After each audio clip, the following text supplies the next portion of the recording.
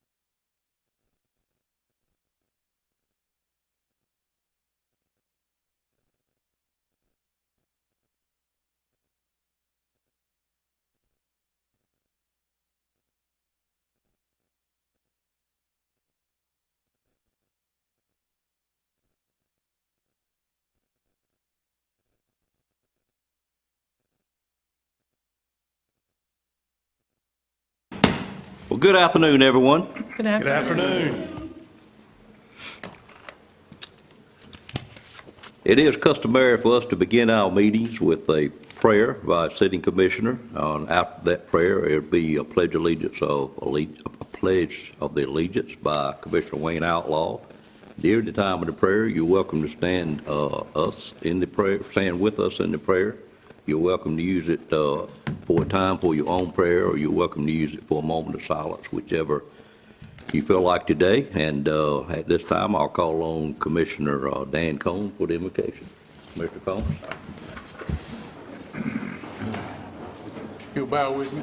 Heavenly Father, we thank you for this day. We thank you for the opportunity we have that you give us every day, Lord, for health and strength. Lord, forgive us so much when we fail you and don't give you the credit for all that's said and done around us and sustain us each and every day.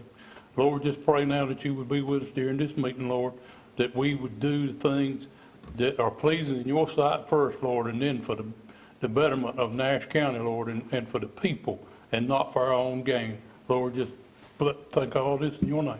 Amen. Amen. Amen. Would you join us in the pledge? I pledge allegiance to the flag of the United States of America and to the republic for which it stands, one nation, under God, indivisible, with liberty and justice for all.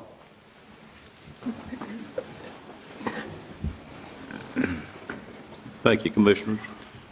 We do have a large number of elected officials with us today, and rather than me miss one individual, I'm just going to ask if all of y'all would stand up and identify yourself and which town you're with, if you do not mind, elected officials. It's not that bad. Let's go ahead and do it. Appreciate you being here very much. I'll start. I'm Bill Lump with Tallahatchie. Thank you, Bill. Owen Strickland, Mayor of Ada.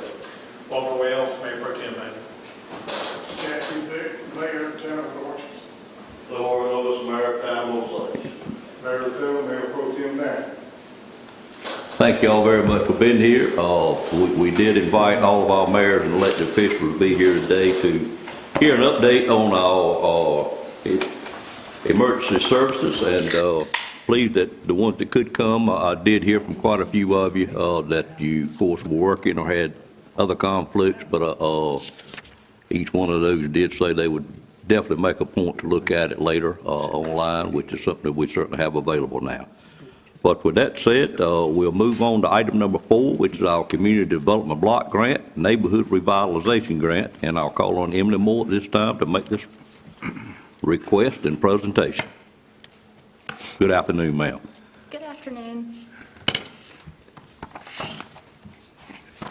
Nash County intends to apply for grant funds in the 2024 cycle of the Community Development Block Grant Neighborhood Revitalization CDBG-NR program for a scattered site housing project. The CDBG-NR program goals are to rehabilitate deteriorated housing or reconstruct dilapidated housing for low to moderate income homeowners.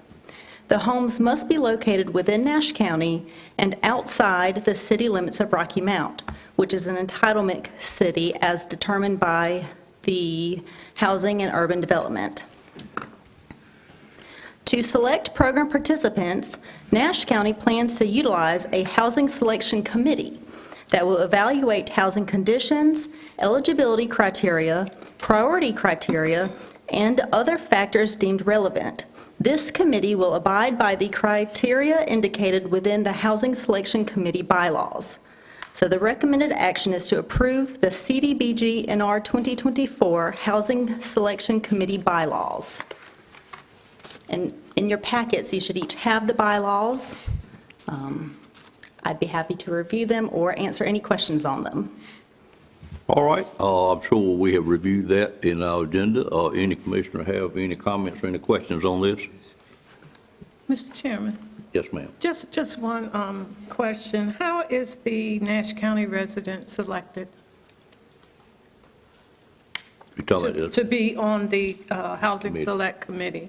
Okay, so we did the same program, CDBG-NR 2023, and she was one of the recipients for that, so we figured she would be relatively familiar with the program. Okay, good, thanks. Other questions or comments? Seeing none, I'll entertain a motion to approve the selection committee members, So moved. bylaws. Have a motion, and is there a second to the motion? Second. Second by Mr. Belfield, motion by Commissioner Wilkins. Questions on the motion? Seeing none, all in favor, let it be known by saying aye. Aye. Any opposed by a like sign. Motion carries. Thank you. Thank you, Ms. Moore. Item 5 on the agenda is a Nash County Emergency Medical Services operational update. And at this time, I'll call on Dale Griffin and Travis Green to make the presentation for us.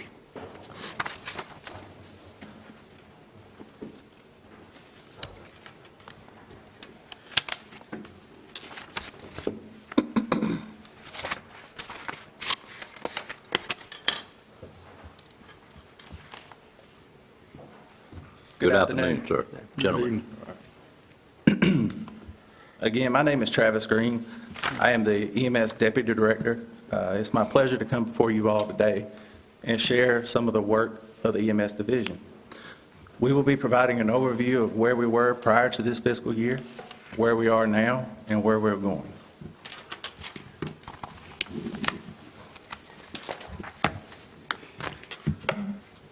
The role of EMS within the Emergency Services Department is to provide emergency medical care and transport patients to an appropriate medical facility.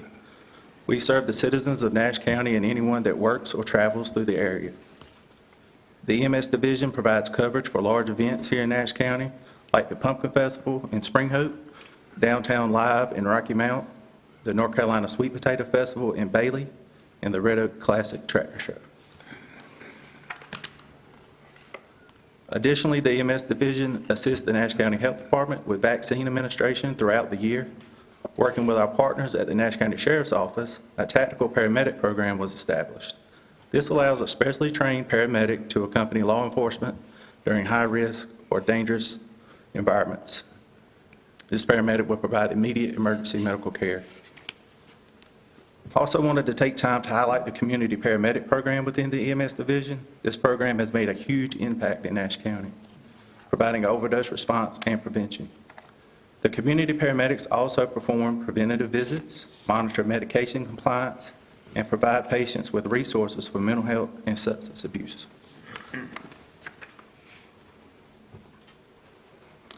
The EMS Division has 110 full-time positions. Our field staff are spread across 4 shifts with 25 positions per shift. Vacancies within EMS peaked at 23 in July of this year. As of today, we have 8 paramedic vacancies. It's important that I acknowledge the hard work of our staff. The challenges we have faced were met with tremendous resilience and teamwork. This goes for our part-time staff as well. They are an essential part of our system. On average, around 15 part-time employees work a combined 1,000 hours a month.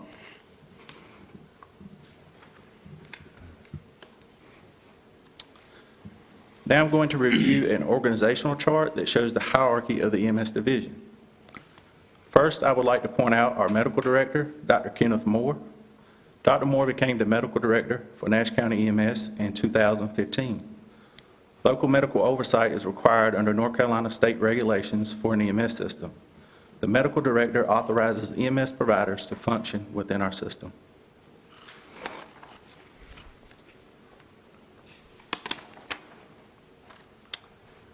As you see, after the Director and Deputy Director, our division branches out to include training, logistics, and shift personnel. I would like to draw your attention to the HR recruitment position. This has become a vital role within our organization. This individual conducts in-person recruitment with several EMS programs at local colleges, serves as a point of contact for the Human Resources Department, and facilitates new hire orientation and onboarding in collaboration with Human Resources.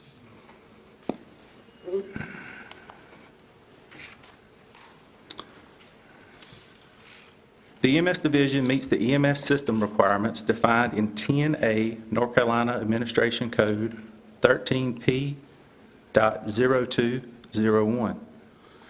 Each EMS system develops their own operational and clinical framework in consultation with the local medical director. Some of the more specific roles of the local medical director are the establishment, approval, and annual updating of treatment protocols, The medical director provides guidance when it comes to the equipment, supplies, and medications carried on our EMS response vehicles. Our medical director leads quarterly peer reviews with our state and local partners. This is an in-depth quality assurance and quality improvement review with the ultimate goals of improving patient care and service delivery.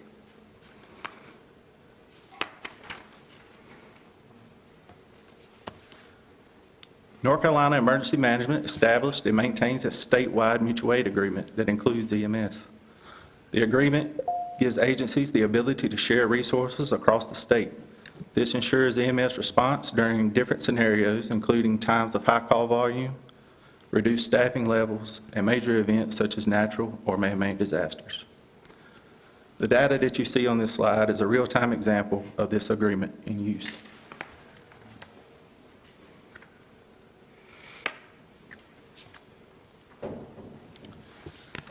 In order to provide coverage for the whole county, the county is broken up into 11 EMS districts with an ambulance assigned to each district. Population density is one of several factors used to determine the size of these districts. An example of this would be the size of EMS 800's district in Rocky Mount compared to the district in Spring Hope, EMS 1000. You can see that the district in Rocky Mount is significantly smaller than the district in Spring Hope. I want to point out the district outlined in red. That is the response area for the QRV at Station 300, located on Taylor's Gin Road in Castalia. There are 2 ambulance districts that meet in this portion of the county as well, providing additional assets to that area. Currently, our community paramedics are stationed there.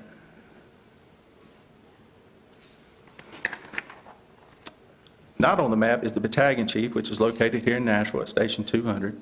District Chief 1, that is in Mount Pleasant at Station 400, and District Chief 2, that is in Rocky Mount at Station 800. They all operate fully equipped QRVs and respond to calls in their geographic areas. The video clip I'm about to show you explains how these units work together to provide a network of coverage across the entire county. Before I play it, I want to thank Jonathan Edwards and Amber Dropko with the Communications Department for all of their help over the past several months.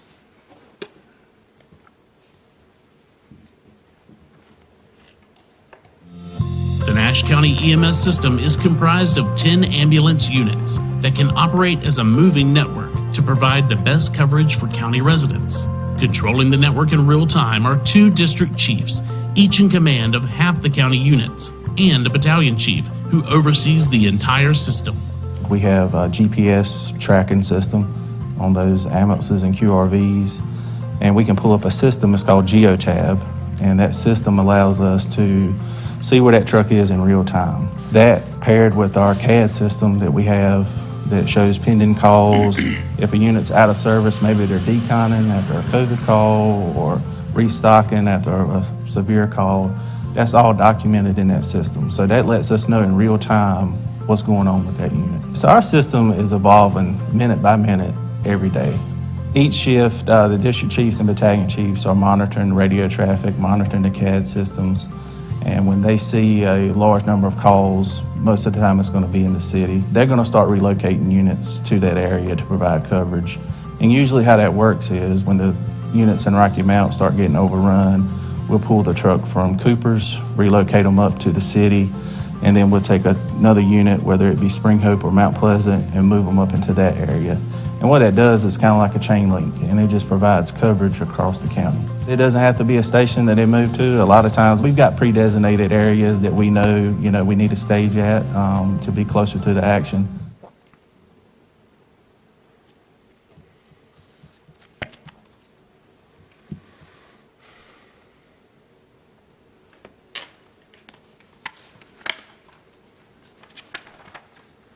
The scatter map that you see shows the fluidity of our EMS system.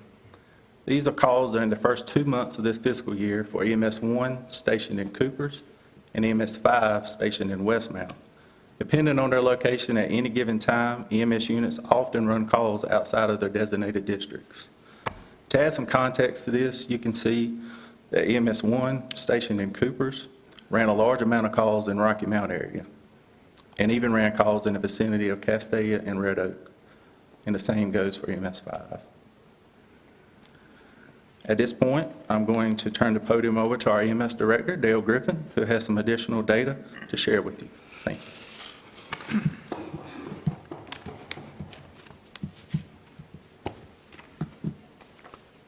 Good afternoon. Good afternoon, Dale. Hope everybody's doing well. Yes, sir. Thank you, Travis.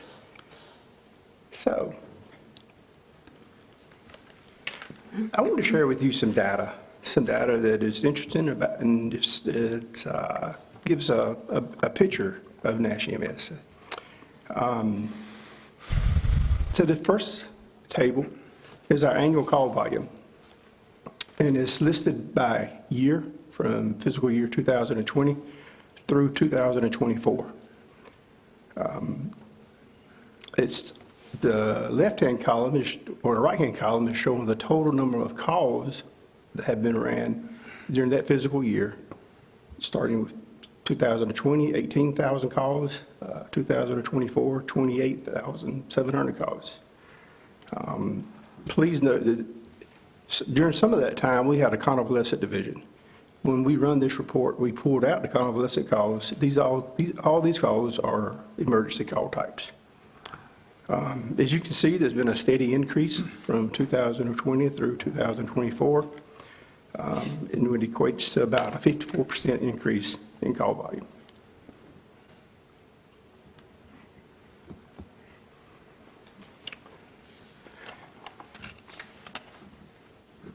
On the previous slide, we talked about call volume.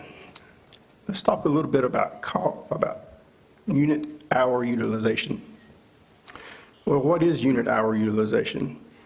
It is the amount of time that a unit is spent on call. The average amount of time it takes for that unit to run a call. So if you look at the table, the far left, you'll see all of our EMS stations that are listed, 1 through 11. The next column, you see the number of calls, and this is for fiscal year 24. So it's the number of calls that each unit ran within that fiscal year. You see that we have a low of 833, and then you have a high of 3,882, and then all in between. Column number 3 is the average time that it took for that unit to complete a call during that fiscal year.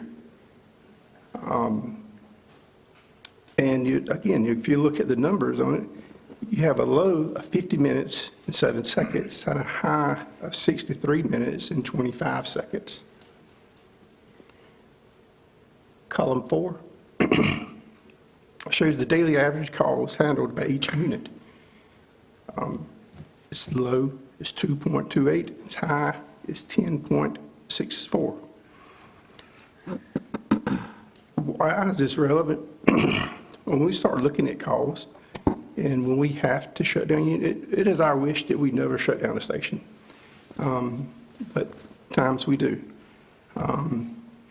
This is part of the information that we look at. Look at the stations that have high call volumes and high turnaround times.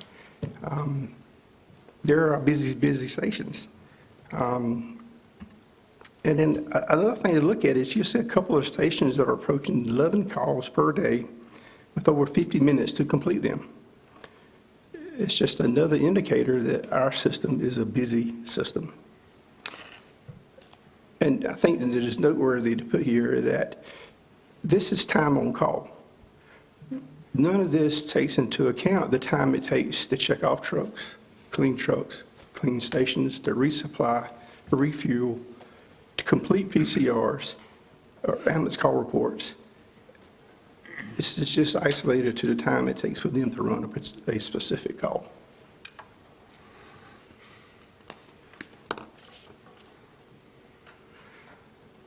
Next, I think it was important to show as a system the average response time for units for fiscal year 24.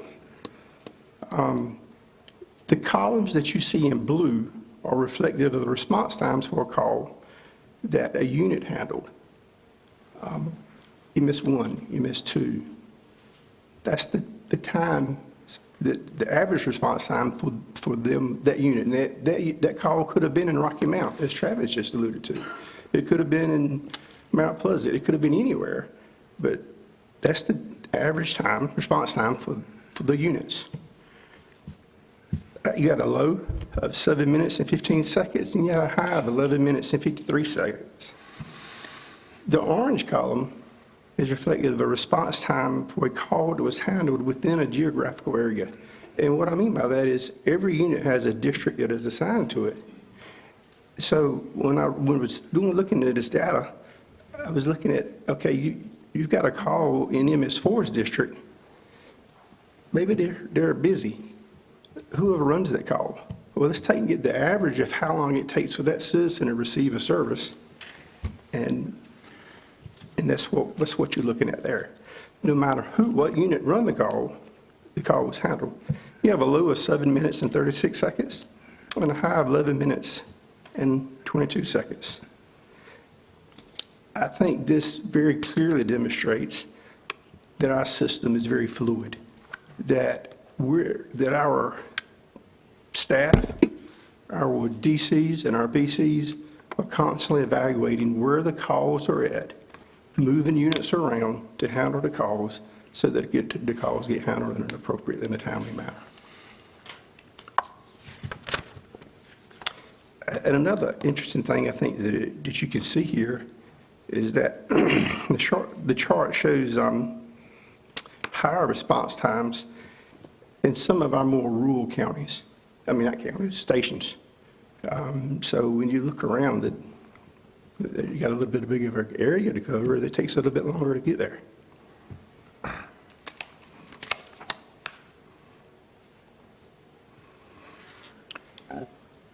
Now, these two charts are similar to what we saw in the previous slide, but this table is showing data for 4 months, May, June, July, and August of 24. It's talking specifically about MS4, MS5 units, and then the MS4 and MS5 response area. The chart number 1, the left chart, you see data for MS4 and MS5, specific response times. This is not related to a geographical area. So when I say MS4 and MS5 response times, just like it was prior, it's not necessarily they're running calls within MS4's district or MS5's district. It's each time the MS4 ran a call. And this was their average response time. MS4 had a low of 9 minutes and 50 seconds and a high of 11 minutes and 15 seconds, with an average of 10 minutes and 4 seconds. MS5 has a low of 8 minutes and 49 seconds, and a high of 9 minutes and 14 seconds, with an average of 9 minutes and 13 seconds. So let's go to the right-hand chart. Data for MS400 and MS500 calls within a specific area, not related to a unit, but it was the calls that come out within MS400's area and MS500's area. Again, the same time frame, May through August. MS400 has a low of 10 minutes, 34 seconds, high of 11 minutes and 3 seconds, with an average of 10 minutes and 40 seconds. MS500 district has a low of 8 minutes, 56 seconds, got a misprint, and a high of 9 minutes and 21 seconds, with an average of 9 minutes and 3 seconds.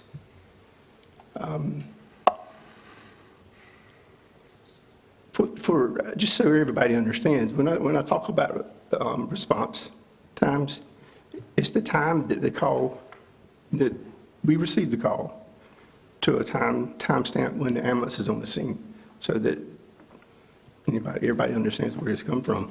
And then Nash EMS as a whole for the system has a 9 minute and 28 second response time. Interestingly enough, data supplied me by North Carolina Office of Emergency Medical Services shows that Nash County EMS has a 10% lower response time than the average for the state of North Carolina.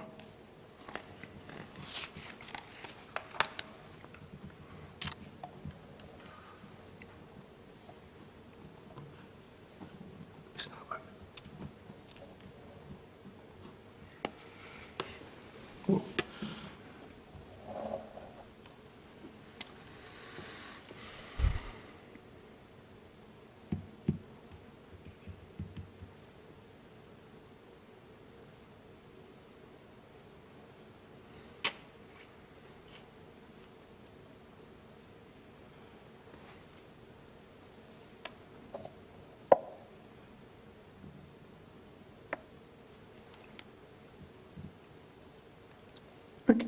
Resource allocation. I've got a short video that I want to show, but it's going to talk about why and the decisions that are made when we have to move equipment around and move resources around. And then we'll talk a little bit afterward.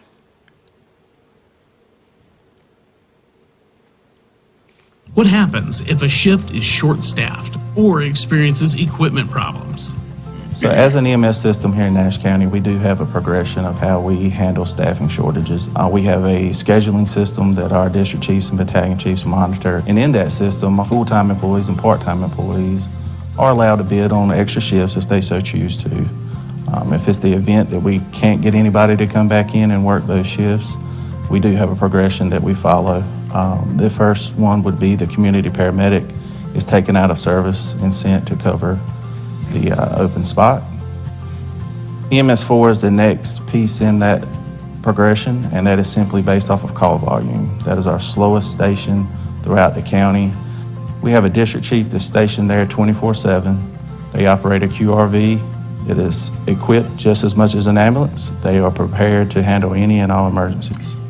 Another factor in the decision of shutting down Mount Pleasant is the fact that there's an ambulance staff 6.7 miles away in Middlesex, and also another staff unit in Spring Hope that is 9.9 miles away. The next step in the progression would be EMS5, which is our truck that's located at Westmount. The reason for this is just the number of units that surround that area and can be easily backfilled by other units. Okay, we advanced, but speaking to that slide, again, I want to emphasize that we never want to shut a truck down. We understand we have our system in place, and it works very well. Times come up and we have to. Because of call volumes, and as the video says, call volumes and the location of surrounding stations, they all come into factor, when we decide on the closed stations.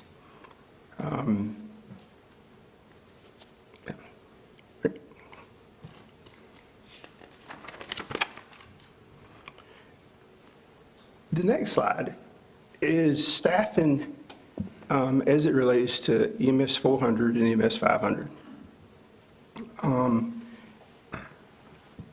This data is for May, June, and July 2024.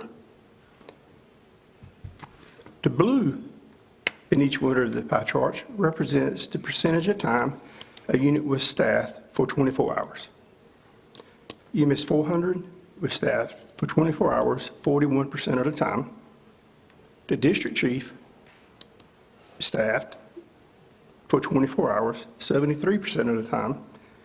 EMS 500 was staffed for 24 hours, 66% of the time. Now, the orange represents the percentage of time a unit was partially staffed. EMS 4 had partial staffing for 21% of the time. The district chief, DC1, had partial staffing for 25% of the time. And EMS 5 had partial staffing for 18% of the time. The gray area represents the percentage of time a unit was closed. EMS 400 had no staffing 38% of the time. DC1 had no staffing 2% of the time. EMS 500 had no staffing 16% of the time. Important to note for this as well is that EMS 400 had staffing by either an EMS unit, a district chief, and to qualify that, a district chief and a QRV has the same equipment on it that an ambulance does. It just can't transport. It's got all the rest of the equipment. So there was an ambulance or a QRV there, or staffed full or partially 98% of the time during this time frame. And just to note that during this same time frame, we had one additional station closed for one 24-hour shift and two partial shifts.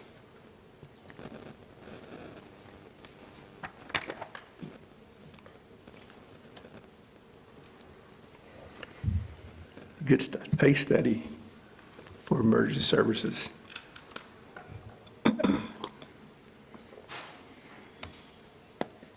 I can't say enough for the pay study for emergency services. It has brought a much-needed increase for our entry-level pay, for all levels, for paramedic, advanced EMTs, paramedics. It has helped us move the pendulum. Prior to the pay study, a paramedic made $22.17 an hour. An advanced EMT made $19.15 an hour. An EMT basic made $18.24 an hour. After the emergency services pay study, now a paramedic makes $26.43 an hour, $21.74 an hour for an advanced EMT, and the EMT basic is $20.71 an hour. If you look at the increase, the paramedic got a 19.2% increase. Advanced EMT, 13.5% increase. EMT, also 13.5% increase.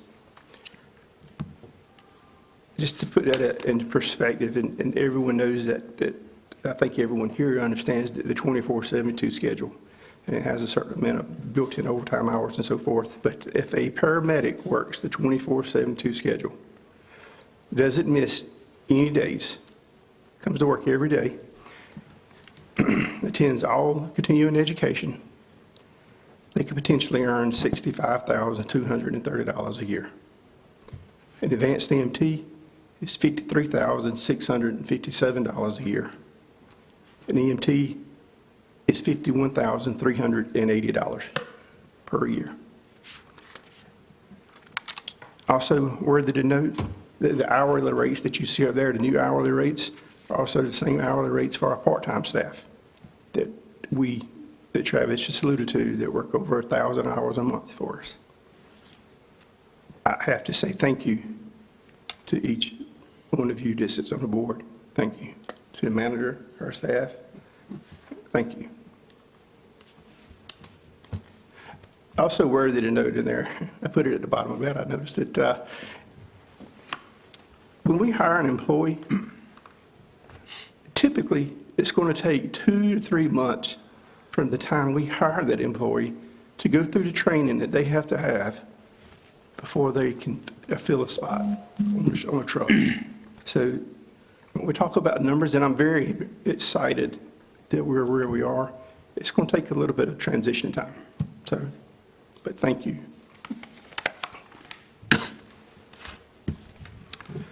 So a little bit about the recruitment efforts that Nash EMS are involved in or doing. A digital marketing campaign. It's going to be going on for 2 months. We're working together with Curtis Media Group to put together this digital marketing campaign. And again, it's only going for 2 months. Social media ads, radio ads. I'm going to play one for you here at the end. That's going to run for a month from 2 different radio stations. And in-person recruitment. That's a big part for us right now. Travis alluded to Erica earlier. Erica is our HR liaison, recruitment officer. But the in-person recruitment is specific to reaching out to local community colleges, Nash Community Colleges, Edgecombe, Wake Tech. I know that she's reaching out to, and she schedules time to go there and visit with each class of each level.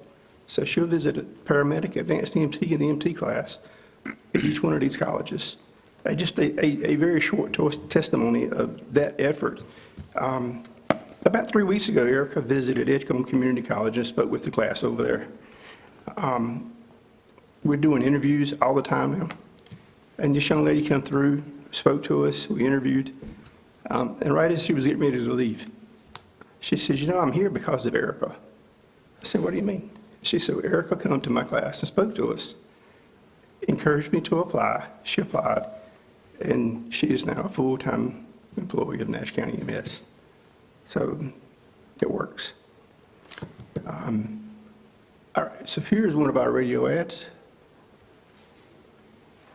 Are you ready to make a difference in your community? Nash County EMS is excited to offer new salaries for EMTs, advanced EMTs, and paramedics. With built-in overtime, paid holidays, and paid continuing education, paramedics can start at over $65,000 a year. Nash County EMS offers a 24/72 schedule, expansive protocols, 401k contribution, and longevity pay. Start or advance your EMS career with Nash County and unlock your potential. Apply now at nashcountync.gov. Don't that make you want to just come to work for Nash EMS? I love it. These are just a sample of some of the flyers that we hand out and give out. And again, a shout out to our communications department, working well with them.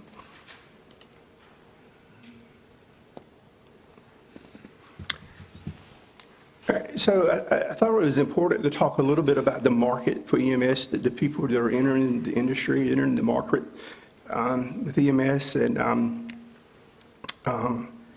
this data is showing data that represents the newly credentialed paramedics or newly credentialed technician of any level for FY24. And if you look at the numbers, to me, one, there's a lot of numbers that are coming out into the field. However, and so the blue line is indicating the number of new credentials. New paramedics in FY24 were 433, entire state. New EMTs, 900. New advanced EMTs, 60, entire state of North Carolina. The orange data is showing you the number of newly credentialed technicians that entered the field of EMS, that went to work on an ambulance. FY24, 244 paramedics, 16 advanced EMTs, 405 EMTs. Only 43% of newly credentialed individuals went to work in the field. 57% chose an alternative practice setting, the hospital, doctor's offices, industry, corporate America. You know, that's the market that we're competing against. And I think it's just worthy to note. I think it just clearly demonstrates that the pool that we're after is very small. But we'll keep up the good work.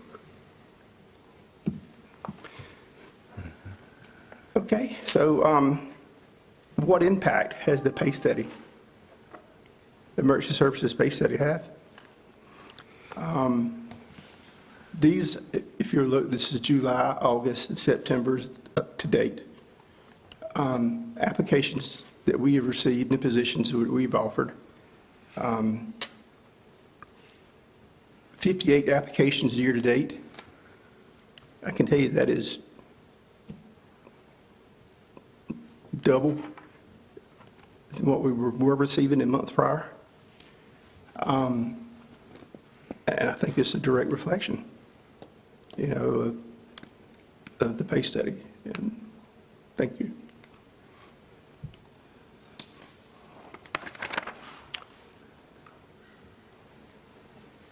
let's talk a little bit about the highlights and talk about the FY25 budget. We were very, very thankful to be able to implement the pay study, not only for our full-time employees, but for our part-time staff as well. We have ordered 2 new ambulances. We have secured 2 new QRVs. We have replaced ventilators that we carry on the ambulances with this discussion of Dr. Moore and staff with a more advanced ventilator. It's just not a ventilator. It does, if you're familiar with CPAP, BiPAP ventilator, it does a lot of different things. I'm very thankful for that.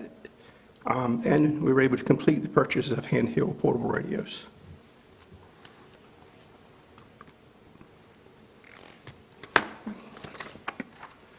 So it's where we were, and where we are, where are we going? Establishing a career development plan. Invest into our employees. Our employees are the future leaders. Our employees are to be taking my spot, taking Travis's spot. We need to invest in them and grow them. Long-term range planning efforts. We continually seek out best practices, the standards for the industry, succession planning, for the operations and for the employees of Nash EMS. And continuing to monitor surrounding counties to maintain competitive position. I think it's important.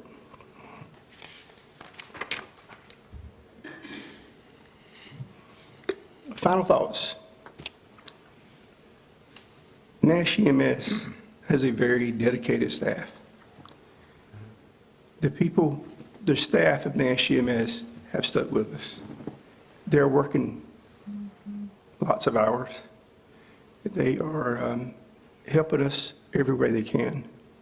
And I'm very thankful for our staff. April of 23, each of you were involved. We started a new 24/72 schedule. It meant we had to hire an entire shift, excuse me. That's 25 people. That's no small undertaking. And, but we'll keep knocking away at it.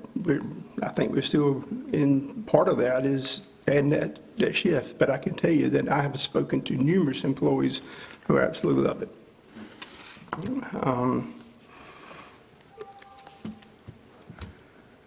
Our vacancies. In July, when we reached 23, I was just like scratching my head. And Travis, all of our staff scratching their head. However, I'm very proud to say that today we have 8 vacancies.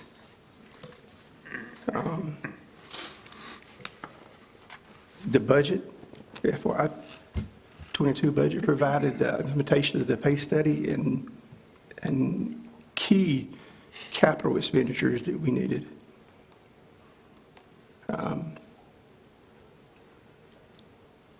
I started this with this statement, and I'll end it. Thank you to each one of you that sit on this board, to the staff, to our staff that work for us. Thank you.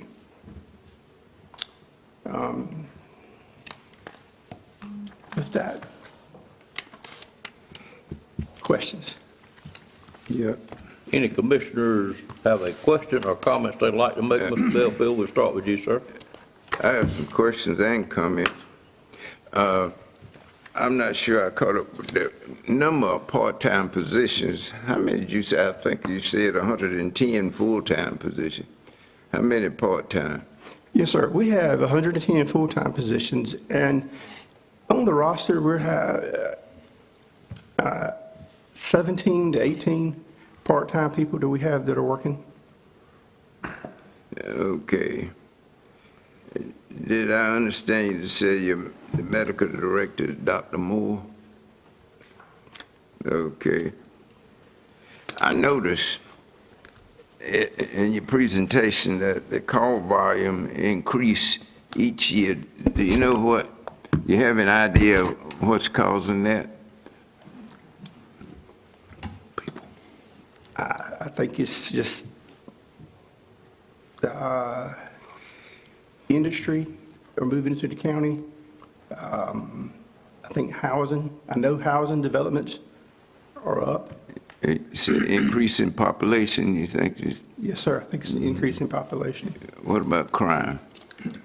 I think that has a part of it too, as well.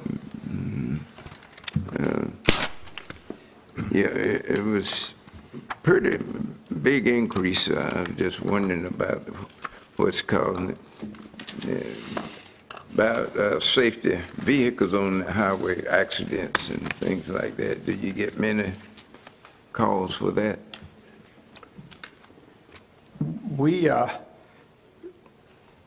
I think we're just an average system when it comes to accidents, but there are a lot of accidents. With I-95 and 64, there are a lot of accidents, yes, sir.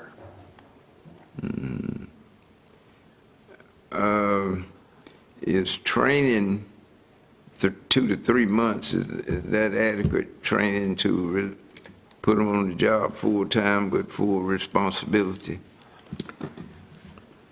I've got to say that depends upon the employee theirself.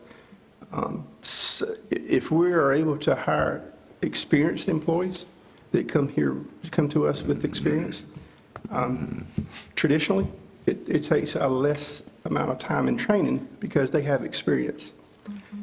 When we hire employees that don't have a lot of experience, that's when we start getting into the 2-3 months time frame. But we're committed that if an employee, if they're making progress and they reach that 3-month mark, they're making progress, then we're going to stick with them. And we want to set them up to be successful and not fail. Well, another thing that caught my attention is recruiting.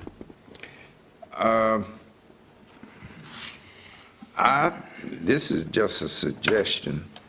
I think that you need to start recruiting young, when they're 17, 18, 19, maybe through the schools, and give them an opportunity where you could visit the schools and the students that may be interested or could become interested by seeing the equipment and what's involved and everything like that. I think that may help some in your recruiting, getting young people to go into training and be ready for a job in EMS. I notice fire departments, they have junior firemen, young people who are still in school, and they see the experiences of others, and they become interested in wanting to be a fireman. And so I think that would work also with EMS, and getting in connection with our school system, especially with the guidance counselors. They can provide information that they can share with the students. I believe we get some interest out there with some of your young ones, 18, 17, 18, 19, 20, will go in, when they graduate, go right on into training and become a paramedic, or prepare themselves so that they can be a part of the EMS services. Response time. I noticed also on your map that the northwestern part of Nash County, the districts are much larger. I'm going to assume that maybe that's because the population is not as thick as it is in other parts of the other districts. Is that the case? And the response time, I was watching, saw that too. We like to, I think you said there, you like to keep the response time at least maximum, maybe 10 minutes or slightly over 10 minutes, certainly not going above 12. The station locations in that area are based on the population of the areas. However, there are ongoing conversations about maybe we need to look at other stations and where they're located at.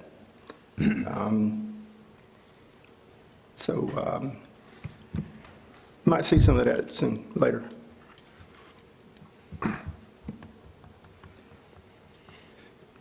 Okay, final question.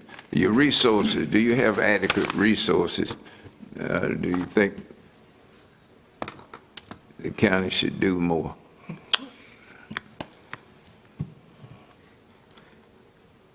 I think we have adequate, but I think we could always use more. So I don't know that always is going to answer your question there, Mr. Belfield. But yeah. We have made, I would certainly appreciate the efforts that this board and the staff has placed on getting us new resources, ambulances, equipment, QRVs.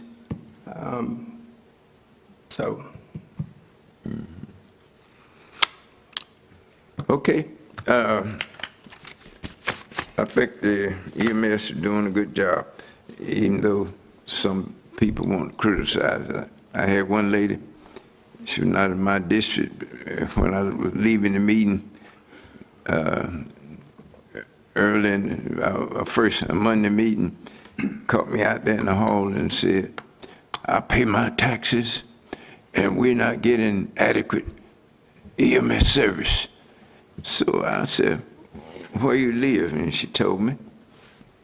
And she was from the southern part of the county.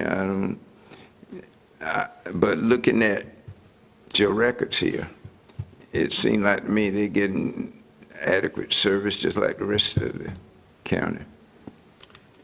All right, other commissioners, thank you, Mr. Belfield.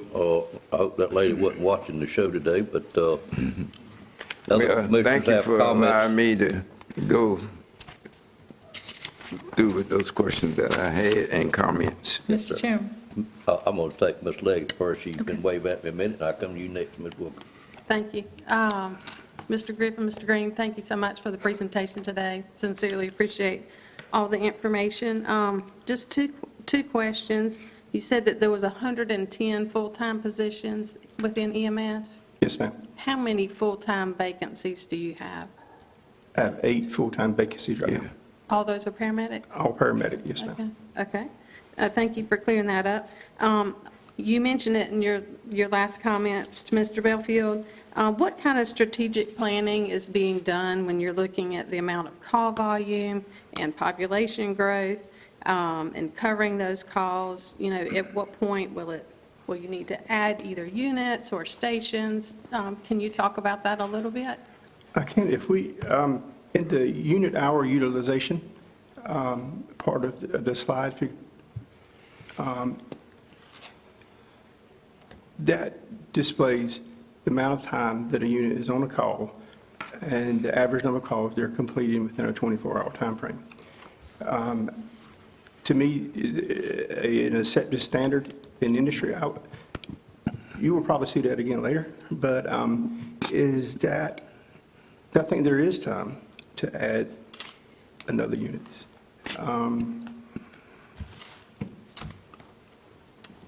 What it looks like and where it's at, we're still discussing that, but we're a busy system, and but strategic planning wise, Travis and I with the staff, Jonathan, the manager. You know,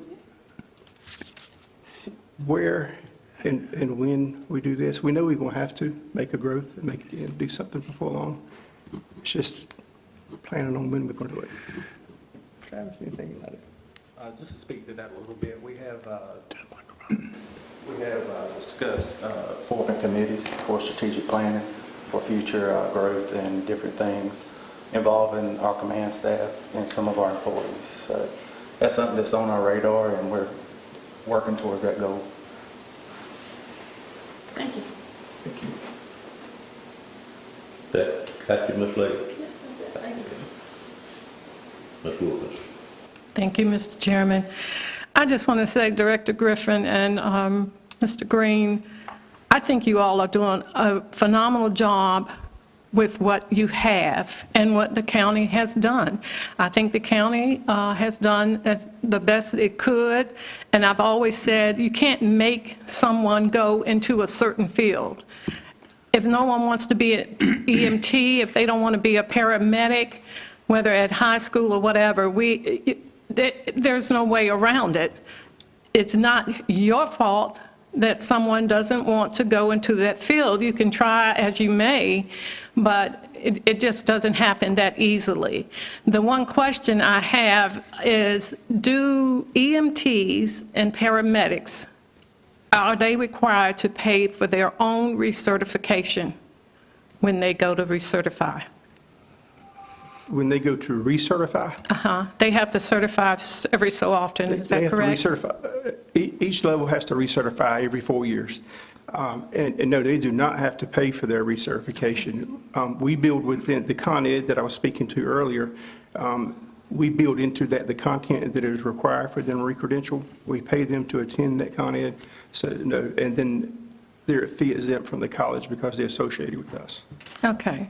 That's what I want to know, and that's a good thing also. And so I would say probably mimic what Commissioner Belfield said, starting in the high schools, maybe even during career day, have someone there, because again, we can't make this a rosy, a rosy field of employment to go into. It is what it is. And so I commend you for everything you've done, and I thank the EMS workers as well. Thank you. Thank you. Other comment from commissioners, questions? Mr. Outlaw? Go ahead, Dan. No, go ahead. Well, I just want to make a comment and give you a little analogy here. My daughter is in education. She was at Nash Central High School. She's at Northern Nash now. And I used to watch a lot of the things that she would put out trying to benefit the school and increase their scores. She always used to put a little statement at the bottom of her correspondence that said, "Wag more, bark less." So initially I'm trying to think, what does she mean by that? What she means is that if you wag more, you are being positive and addressing the issues and being a part of the solution. If you bark more, you're being a part of the problem. And I just want to commend you and Travis for what you've done under difficult situations. You referred back to the shift change, which was requested by EMS, and we accommodated that, and it put us under the gun from the get-go. One full shift you had to hire.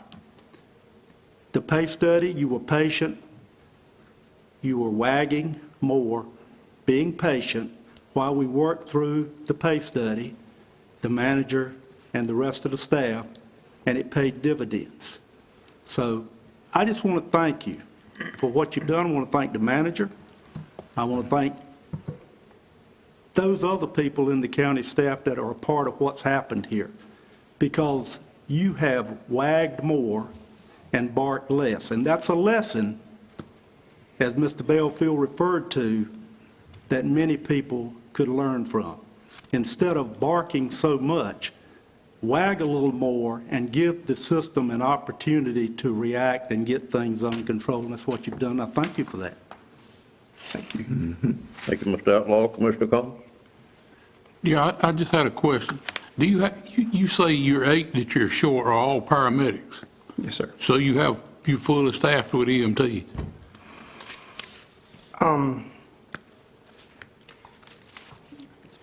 Yeah.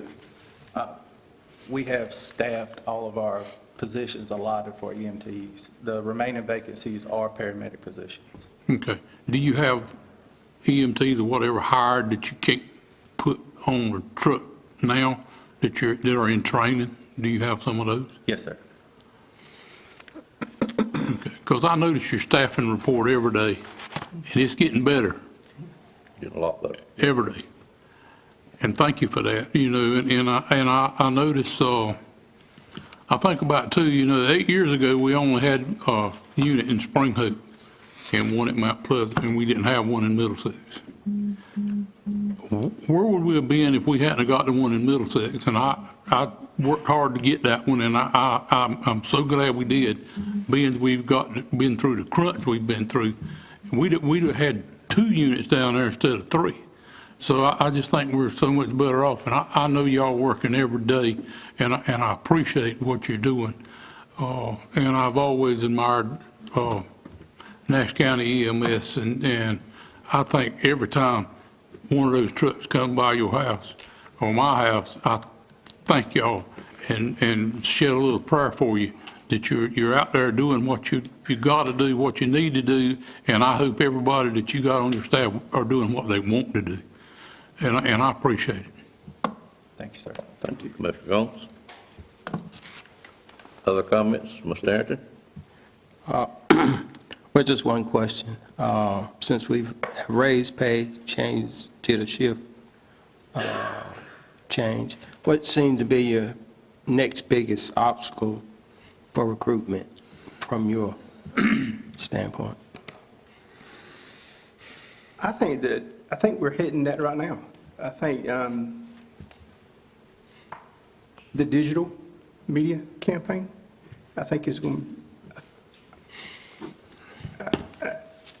people are looking at devices, and I think that campaign is going to help.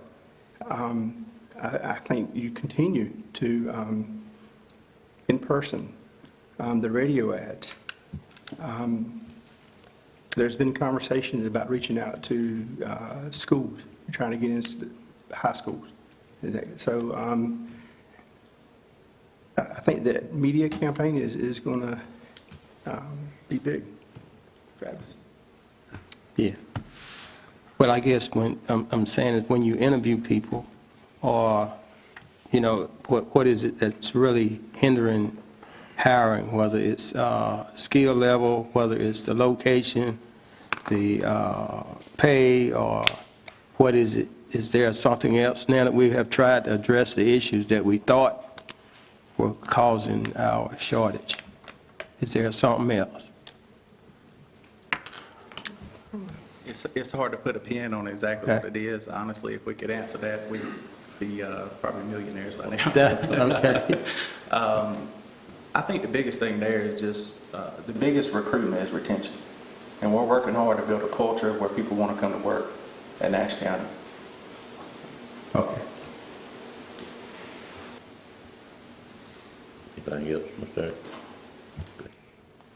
Thank you, Commissioners, for your comments. I just have a couple of questions, if I may. Dale, the numbers you gave for where we were 5 years ago, call volume, and where we are, it's a 54% increase. Our population growth is only somewhere between 6 and 8% during that period of time. Okay. I've often wondered why the call volume is going up like it is. It's just got to be something else to it. If, when y'all get everything else done and have nothing else to do, could we do a deep dive into trying to analyze what that increase, continued increase is? Because it's something besides population. I don't know what it is, have no clue, but I'd like to keep studying that to try to hone in on what it may be, number one. The second thing I make a point of is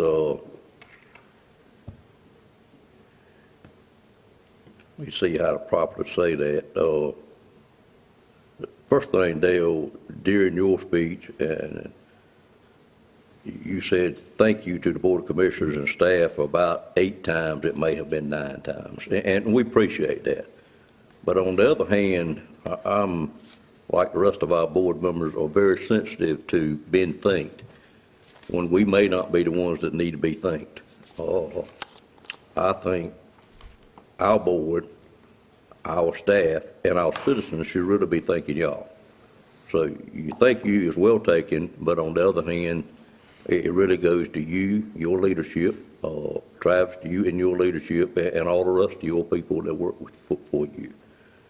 I know we thought, because I asked this question many times when we were studying the shift change, and I probably was the last one to get on board with it, but we thought we were going to go in there at least only 20% short of what we needed to start that. Apparently, we may have missed that goal, or we hit it at a certain time, and to need 24, I think that's really what kind of got us in the situation we got ourselves in. But it's so thankful that y'all pulled together, and Commissioner Outlaw, I was going to talk a little bit in a much different approach, but you did it so much better with your daughter's comments about the wagging and the barking. It couldn't be said any better. And I would just ask, as I did one other time in a commissioners meeting, if all of our citizens would join in with that mindset, and let's all do a lot more wagging than we do barking. People want to go to work where the image is positive. They don't want to go to work where it comes with a negative image. And the image is created by articles in the media, for those that are here today, and a lot of it, unfortunately, is created on social media, which we all know you really got to discount what you read on social media by a pretty large percentage on the majority of what you read there.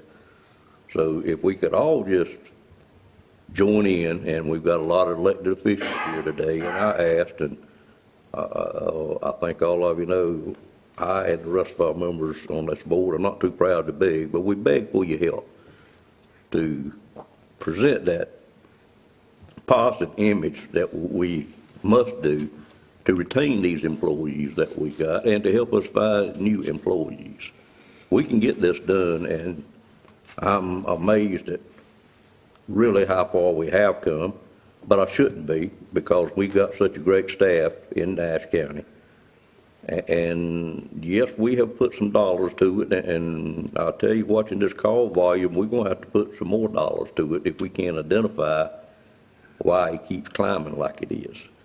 And I'm very pleased to see that where we rank is something I always like to look at as far as where Nash County rates with the rest of the counties. And the percentage that you said that we were as it relates to other counties on our call volume times, or call times, is very pleasing to the Board of Commissioners as well. But with that said, I thank you for your time here today. I do want to again thank the elected officials and anyone else that's here. If elected officials or your staff have any questions about this, I would invite you to call our manager's office, talk to our manager, talk to Deputy Manager Boone, and they will certainly get answers for you.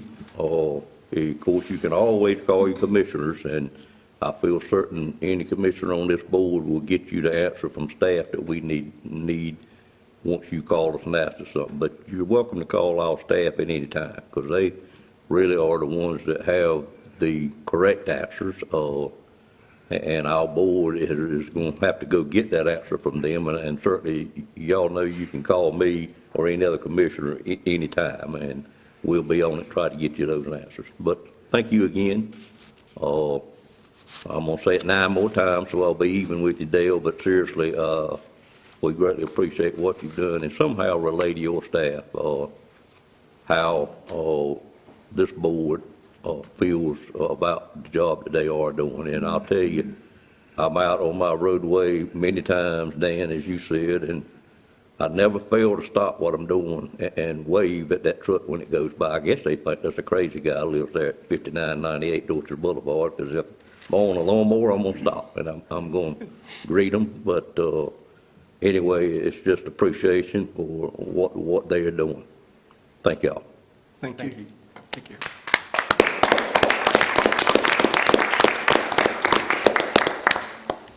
Okay, we'll keep moving on then. We have another great presentation, or actually two more. The next item is item number 6, and it is a presentation to the board of the use of the Med Park building.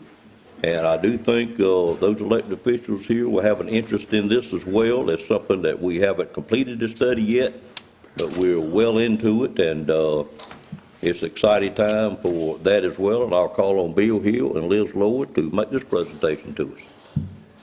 Good afternoon, sir and ma'am. Good afternoon, and thank you for the opportunity to be here. This is a really nice subject that we're getting ready to talk about. I have Liz Lord beside me. This was a project that she started working on in graduate school and School of Public Health. She's carried it through, and we're going to look at today the relocation of our clinical services, obviously at the hospital campus.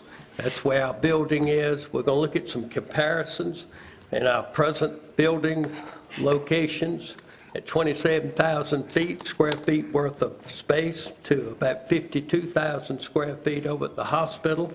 So I'm really pleased to be able to look at that. We're going to look at some clinical services. We're going to talk about access. We're going to talk about distances. So, but before I go any further, I would like to recognize some of our cheerleaders here today.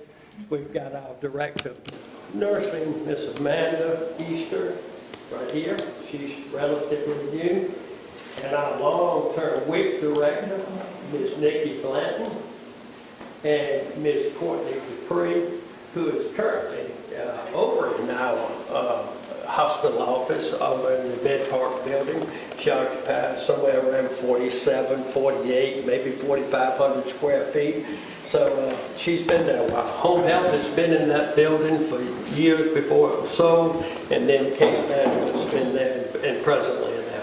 Without any further, I will say this, I'm going to put some COVID test kits. Hope you don't need them, but we got a lot of them last week free of charge. Everywhere in North Carolina did.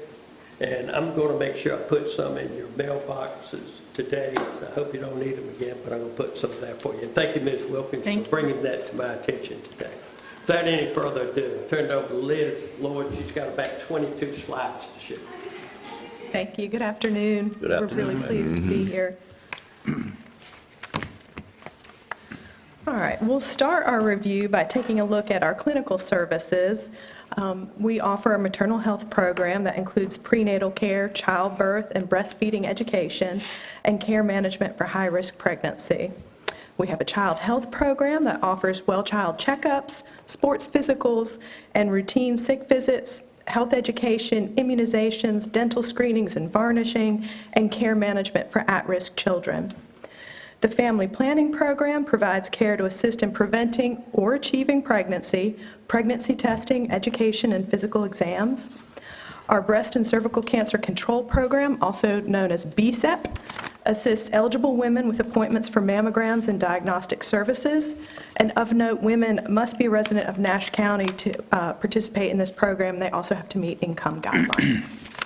We have a Women's Health Watch program that includes annual exams for women, screenings for high blood pressure, anemia, diabetes, and breast cancer, and also provides education about unhealthy habits that can lead to chronic diseases. And lastly, we have a communicable disease control program, provides testing and treatment and follow-up for sexually transmitted diseases, or STDs, education to prevent the spread of communicable diseases, testing for HIV/AIDS, testing and treatment for tuberculosis, and that is interestingly keeping us busy these days, outbreak investigation, adult vaccinations, and sending important health alerts from the Centers for Disease Control to healthcare providers across Nash County. On this next slide, We'll move into operations, and in 2023, you can see we saw over 7,000 patients in 12,044 office visits. In 2020, you'll also see we experienced a drop in the number of patients served in our offices, even though our offices remained open and continued to provide our usual clinical services during the pandemic. Not captured in this bar graph are the patients who received 29,650 COVID vaccines and 1,255 COVID tests in drive-through settings between the start of the pandemic and December of 2022. So they may not have been in the office, but the team was staying busy. The pandemic was hard on local public health departments, and we were no exception.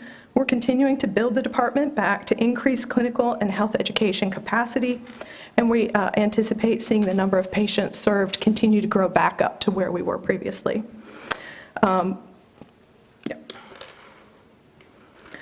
Here you can see the number of kept appointments per year. And again, these numbers don't include the COVID drive-through clinic numbers for 2015 through 2023.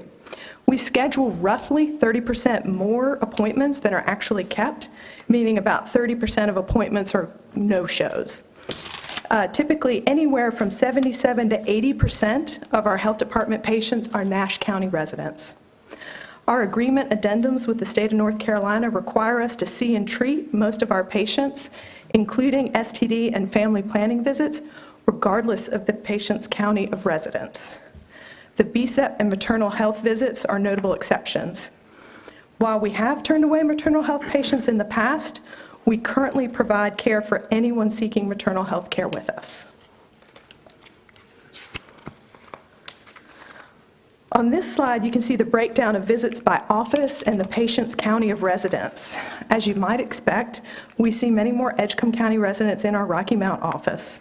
Our Nashville office, on the other hand, draws patients from a wider variety of counties. You can see that breakdown. Now we'll focus on the population we serve and factors affecting their health care access. As a local health department, we're a safety net healthcare provider with specialized areas of service and expertise, such as maternal and child health and communicable diseases. While we gladly see any patient seeking our services, over 80% of our patients that we see have Medicaid or no insurance and pay for the services based on a sliding fee schedule. We are dedicated to ensuring all people who come to us for care receive the health care they need and have an exceptional patient experience, comparable to that in any office in Nash County or anywhere in North Carolina. And I'm very proud of the quality of care we provide to our patients and clients, in large part due to some of these folks you see behind me. The Nash County Health Department plays an important role in the care of pregnant women. Nash OBGYN and the Nash County Health Department are currently the only practices in the county providing maternal health services. The majority of these visits occurred in our Rocky Mount office, in part because that's the only location where Nash OBGYN physicians will see our patients. Dr. Tommy Harris used to see patients in our Nashville office before he retired. Now, any maternal health patient who needs to be seen by the doctor must go to the Rocky Mount office, even if they're usually seen in the Nashville office. We have also found that more of our maternal health patients are falling into the high-risk category for reasons like gestational diabetes and high blood pressure. Lastly, and those require doctor visits at some point. Lastly, because the physicians are only in Rocky Mount, all women go there to see their doctors during the last few weeks of pregnancy, assuming they carry to term. Lastly, we're proud to share that we provided maternal health care to over a third of the mothers who delivered at UNC Health Nash last year. As part of this process, we also looked at factors that affect health and access to health care. People experiencing poverty are at increased risk for chronic disease and shorter life expectancy and face more barriers to accessing health care. In turn, poor health is a significant cause of poverty, creating a vicious cycle that we're committed to help break. The map on the left shows the percentage of Nash County residents living below poverty. The darker the color, the higher the percentage of the population living below poverty. The map on the right shows areas of concentrated poverty, which are census tracts where the poverty rate is 30% or higher. It's reasonable to believe that many people needing our services live in these areas, and you can see they're on the eastern edge of the county and along the Highway 64 corridor running down the western edge of the county, down towards Middlesex.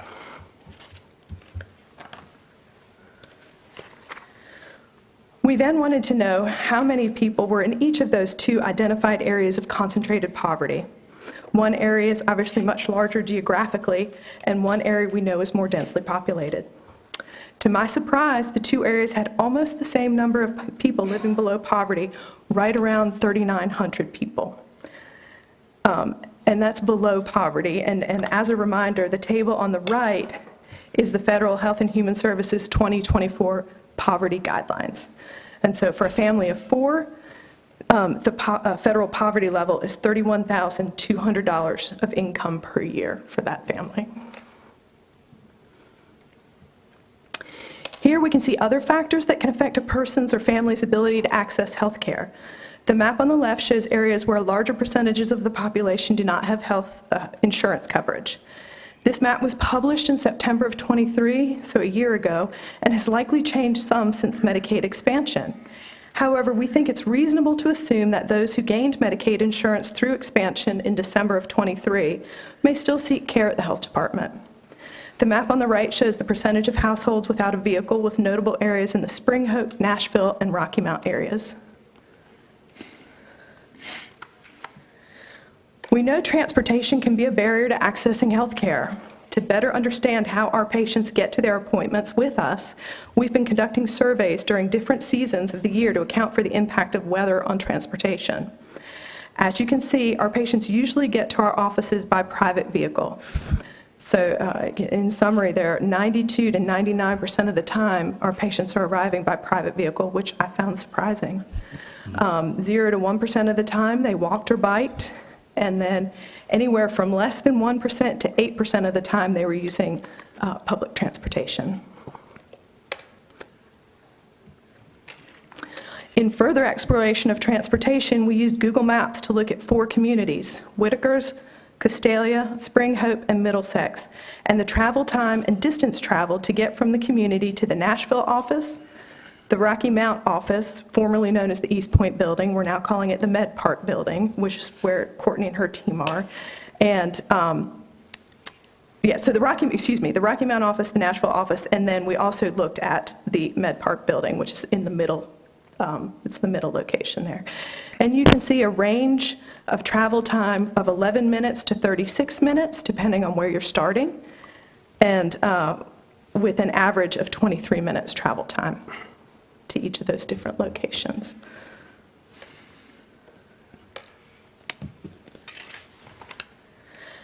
Lastly, we looked at how many other health departments in our surrounding region have, how many offices they have, basically. And you can see the list with Nash and Edgecombe as the only 2 single county departments with more than 1 office. There are a couple of what they call health districts, where the administrative level, they're administering department services in multiple counties.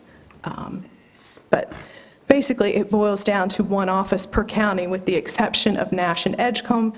And Edgecombe's office really, at this point, operates more like a satellite office, where they have office hours maybe 1 or 2 days a week in their Rocky Mount office, as compared to their Tarboro office, where we are running 2 identical clinics, basically, 1 in Rocky Mount and 1 in Nashville. We also wanted to acknowledge that there are other safety net organizations in Nash County. OIC is a federally qualified health center, or FQHC, based in Rocky Mount. Harvest Family Health Center is an FQHC located in Elm City. And just as we saw earlier, we serve residents of other counties. We know Nash County residents are seeking services in other counties as well. And then we just recently learned about a private practice in Rocky Mount called God's Promises that is applying to become an FQHC lookalike. This leads to our current clinical spaces. As Mr. Bill was saying, Our Nashville office on South Barnes Street, the main building, is just over 10,500 square feet. We also have the annex building next door and the modular unit behind that main building that add an additional 4,200 square feet for a total of just over 14,740 square feet in Nashville. Our Rocky Mount office is approximately 7,128 square feet. And then our care management services, or Courtney's team, is currently located in the front left corner of the Med Park building, and it has about 4,500 square feet that they use. We have approximately 1,000 square feet in storage buildings on our campuses, and this all adds up to 27,440 square feet currently in use by our department. This brings us to the Med Park building. And the possibility of using the whole Med Park building to serve our patients at the Nash County Health Department. As you can see, the Med Park building is almost 53,000 square foot building. It is currently owned by Nash County, and it is located on the UNC Health Nash campus. As I just mentioned, the Health Department's Case Management Services Division is located in the building currently. This building has a great variety of spaces, including offices, meeting rooms, classrooms, storage areas, and a large open multipurpose room with adjacent kitchen, perfect for community meetings. With 52,700 square feet, the building has enough room to accommodate the Rocky Mount and Nashville offices staff and clinical operations in one location, alongside our care management team, health educators, and the entire WIC department. The staff in this building, the space in this building, would allow multiple events to occur simultaneously, such as staff team meetings, WIC vendor trainings, state consultant audits, preparedness exercises, community conversations, or health education classes. Additionally, the Tar River Transit Route 7, or the Sunset Route, has a bus stop directly in front of the building. Other potential benefits of moving into this space include improved health department collaboration between sections, so clinical services, care management, WIC, and health education, we all work together. It'd be a lot easier to do that under one roof, as well as other providers such as Nash OBGYN and the Women's Center at the hospital. Improved clinical efficiency resulting from updated space that optimizes patient flow and services, allowing us to serve more patients in less time. There would be significantly fewer challenges associated with staffing and equipping two separate, fully operational clinics. The building's location on Highway 64 within 2 miles of Interstate 95 makes it relatively accessible. And hospital campus is familiar and feels safe with campus security. There's rarely a perfect solution in life, and there are some potential drawbacks to relocating our offices, especially in light of all the data we just reviewed. It's very unlikely that people will be able to walk or bike to appointments anymore, although our surveys suggest that wouldn't affect a large number of people. Additionally, there are some patients who will have longer commute, perhaps up to 8 to 10 minutes longer each way, which, 20 minutes does add up when you're taking time off from work.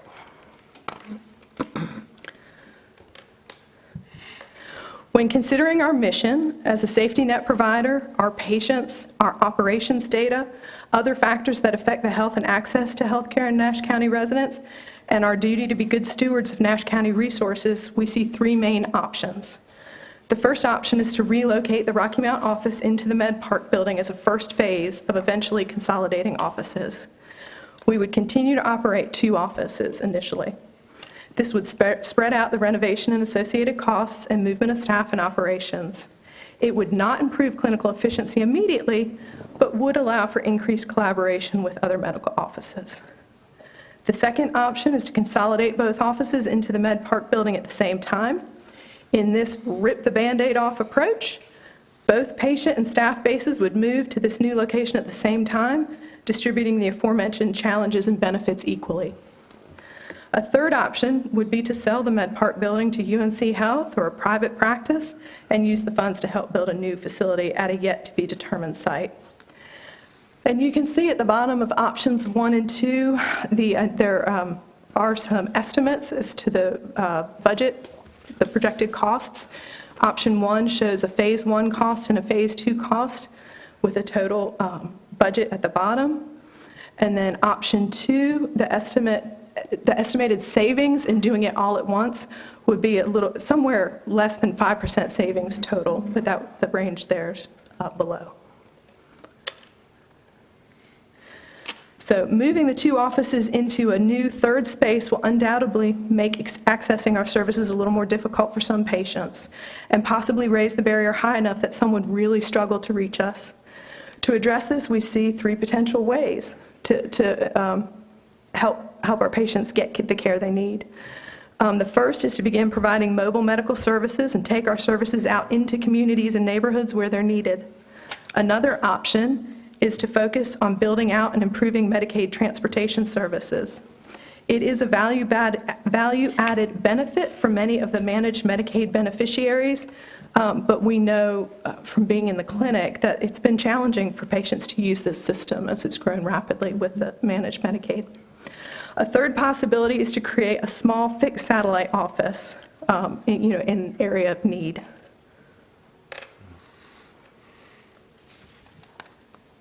So, after looking at the 3 options and their pros and cons, the Commissioners' Capital Projects Committee and staff at the Nash County Health Department feel option 2 is the best option. It would allow the department to consolidate operations, thereby increasing clinical efficiency, easing staffing pressures, improving patient flow, and facilitating collaboration and coordination within the department's divisions. It would provide a fresh, modern clinic that reflects the quality of care and patient experience we provide. It would allow us to be among other healthcare providers, increasing visibility and potentially increasing referrals and care coordination with Nash OBGYN, the Women's Center at the hospital, and other providers nearby. It would be easy to access by private vehicle or public transportation. In addition, the location has ample parking and is on the hospital campus, which is familiar to many county residents. Lastly, this option would be less costly than building a new building. With the increased staffing efficiencies, we anticipate that we would have the capacity to staff a mobile medical unit or a satellite clinic. So thank you very much for having us. I know I ran through a lot of information really quickly. Are there any questions? Questions from commissioners on the presentation, particularly the part about where the health department will end up being for Nash County, or Mr. any Chair. of it really? Commissioner Wilkins. You present a compelling case. I mean, it sounds almost too good to be true, but my concern is the citizens of Rocky Mount, and even out as far as Middlesex and Bailey. And so before that move is made, if it's made, I would like to see some kind of guarantee or a presentation about the mini clinic and when it could be, say, in the Rocky Mount area or those areas where it's more difficult for patients to get to, because I know they depend on that one in Rocky Mount. And even though the hospital's only 4 to 5 miles away, like you said, some of them walk there, some of them catch the bus. And the private vehicle, I think that's so high is because they get friends or relatives or someone to take them. Many of them don't have vehicles. Yeah, and so it's really a concern to me that something be downtown for Rocky Mount residents. Thank you, Commissioner Wilkins. Other comments from board members? Mr. Chairman. Commissioner Leggett?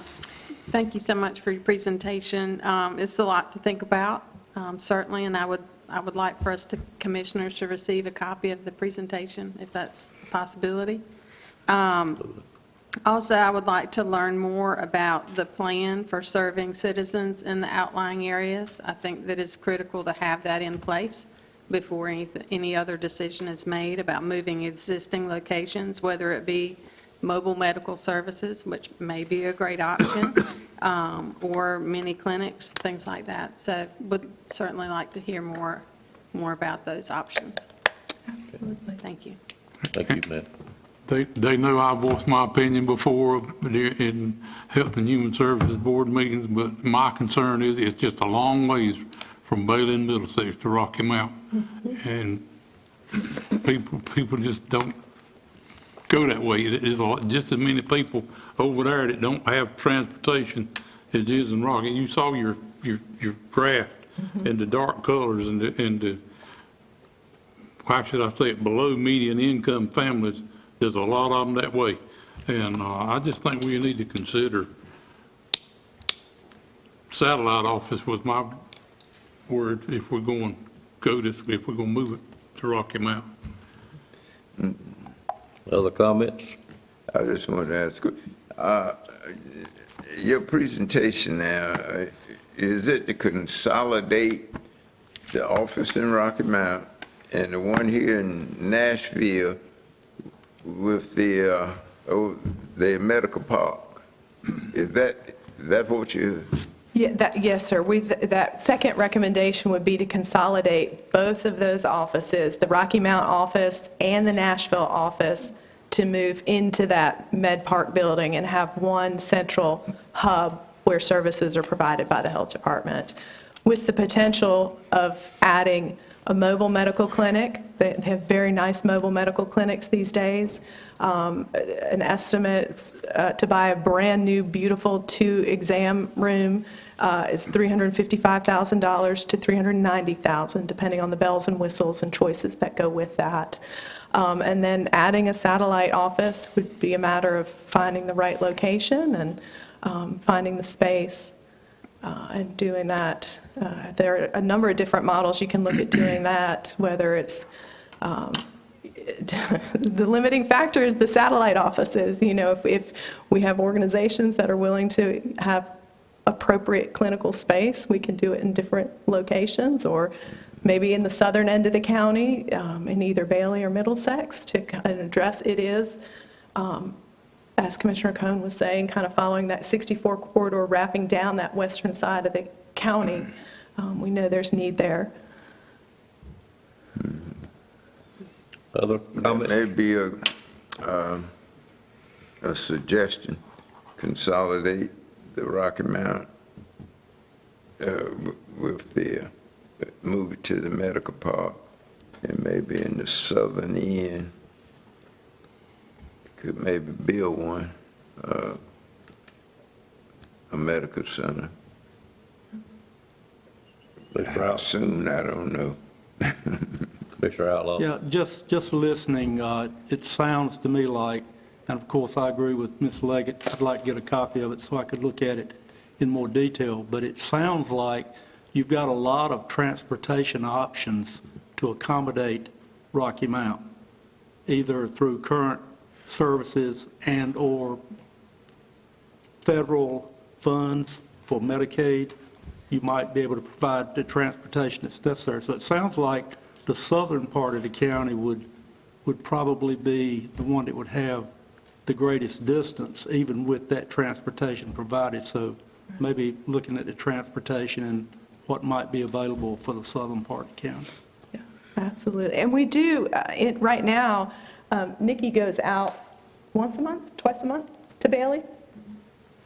Once a month to Bailey for WIC services, to provide WIC services in Bailey. So, you know, we have a model, and that works pretty well. I think it's well received, and yeah. Is it okay for her to speak? Absolutely, Yeah. by all means. Good afternoon. Good afternoon. Previous WIC director actually had a connection with our dental hygienist, and they had a relative serving on the town council who made that arrangement for us to go there. So we have reservations for the third Tuesday of the month and the Monday before to provide services. And they worked well with us. We do everything from lab services to counseling. Thank you. Where do you go to in Bailey? The Chamber of Commerce building. Oh, okay. So it's not a full clinic. There aren't exam rooms and all of the equipment you would need for that, but they make it work for WIC. Mr. Arrington, you have anything you'd like to add, sir? Well, thanks for the presentation. I like the mobile unit type station that will be able to serve the southern end or, when needed, emergencies. Also, I guess I kind of like the idea of our structured all medical being in one unit at the medical park and being able to service the rest of the county either through the mobile units. That way, I think, and you could, well, I know y'all doing the study and everything, but, you know, when you're doing this mobile units, it's, people still have to have a schedule. You're going to need to know whether it's going to be there on Tuesday and Wednesdays and those type of things. But even if we go with the satellite unit, I think we could be well served with a mobile unit. That's it. Thank you, sir. As commissioners know, we do have a capital improvement project committee that's made up of Commissioner Leggett, Commissioner Arrington, and myself. And as was presented there, it comes to you with option 2 as that committee's recommendation. At our last committee meeting, Commissioner Arrington brought up what I thought was a brilliant idea of the mobile unit, which could basically fill in the boards wherever they may be. You mentioned that day, you didn't mention it today, Whitaker's in the northern part of the county as well, but, and the cost is certainly something that is reasonable. When you're looking at buildings, I tell you, it's very reasonable looking, but it does come from the committee as our thoughts. If we can satisfy the commissioner's concerns about the things that would be lacking, which Dan and Lisa's concern is certainly, excuse me, I do that all the time. I don't know when I'll stop, when I'm 100, I guess. But Sue, their concerns about the southern end of the county having by far the longest distance to travel. I have, for about the last 2 years, had projects down there, and it's a long way from my office, which is not on the northern end of the county, down to Middlesex, I'll tell you that. But I think that mobile unit would certainly be something we ought to investigate very heavily to see if that's really what we would do. But the building at the hospital is a great building. I think we're all amazed at how good a shape it was in. It does have a little age on it, but it's, as the hospital does, it maintains everything it has very well, and they have been in a portion of it. And the other client looked after the building well, so it doesn't have a lot of needs other than reposition spaces to work for what we'd be putting over there. We all know that we do have a lot of work that needs to be done on the building in Nashville should we elect to stay there. But that's where we're at, and it's just a board's decision to decide how we move forward, or maybe get a little more information on the mobile. And I really was surprised at the number of people that went to each one of them by car or by relative or drive. So that has eased my concern a little bit about how they would get there, because public transportation is always kind of a waiting game, and you got to spend a lot of time waiting and then waiting to go back. So looks much better than what I expected it to be. But I appreciate the presentation and look forward to coming to the decision on this one and move forward with it. Right. Thank you, ma'am. I didn't know you began studying this as long ago as you did. Yeah, we looked at it. So thank you very much. We'll get copies of the presentation to you, and we can pull together follow-up information on mobile units for sure. Thank you, ma'am. Thank you very much. Mr. Chairman. I heard several. I'm sorry. I just feel I need to go on the record and say I disagree with my fellow Commissioner Belfield when he's saying consolidate Rocky Mount with Med Park. And like I said, I'm not totally against it, but I want to ensure, and I know the southern part of the county, they have further to drive, but I want to ensure that those Rocky Mount residents, particularly our seniors that walk to the health department. I want to make sure they're covered. I want to make sure the ones who cannot find a ride 4.5 or 5 miles away, can still get to the Med Park facility if the Rocky Mount one is closed. I see the disparities there, and I just want to make sure there is a mini, whatever she said, a mini clinic and, or a mobile van that comes to that area once in a while. And because I don't recall getting a report from the Capital Improvement Committee, I would like to see what you all, if there are minutes, what you all decided upon. Actually, this was our report, what you saw today from the committee. That would be nice to know. Thank you. Okay, sure. Had, One comment. what's that? What did you say, Mr. Well, I was just going to say one comment. The citizens in Rocky Mount has a transportation system that goes out to the Med Park. I think he's making another point that was stated that there is a public transportation But some of them. point right in front of this building. Point's well taken. I fully understand it, and we will continue to study that in that committee. Well, in addition to that, didn't you indicate that there may be some federal Medicaid money that might even expand that transportation opportunity? Yes, sir. There's Medicaid funding that helps patients with managed Medicaid helps them secure transportation. So either Tar River Transit van is one of those, but there are other companies now that are helping people get to and from their appointments if they have that managed Medicaid. Thank you, Ms. Lord. That's exactly right. They do that also. Well, you're talking about the rural areas also. Sure. You're talking about the rural areas also? Yes, sir, absolutely. They will go, in fact, we've had a patient, I know about this because there was an issue with it, but she lives out in the Castalia area, I believe, and had the van go out and pick her up and then drop her off, and then there was a problem having her picked up from the office once the appointment was over. But yes, and that was paid for through her managed Medicaid. Yeah, and we would make citizens more aware of that service. Yes, so, and that is one of those options to help people navigate. It can be tricky because you have to call, 2 days before, you have to set up the appointment, and yes, so that is an area we could focus on to help improve transportation. All right. Thank you.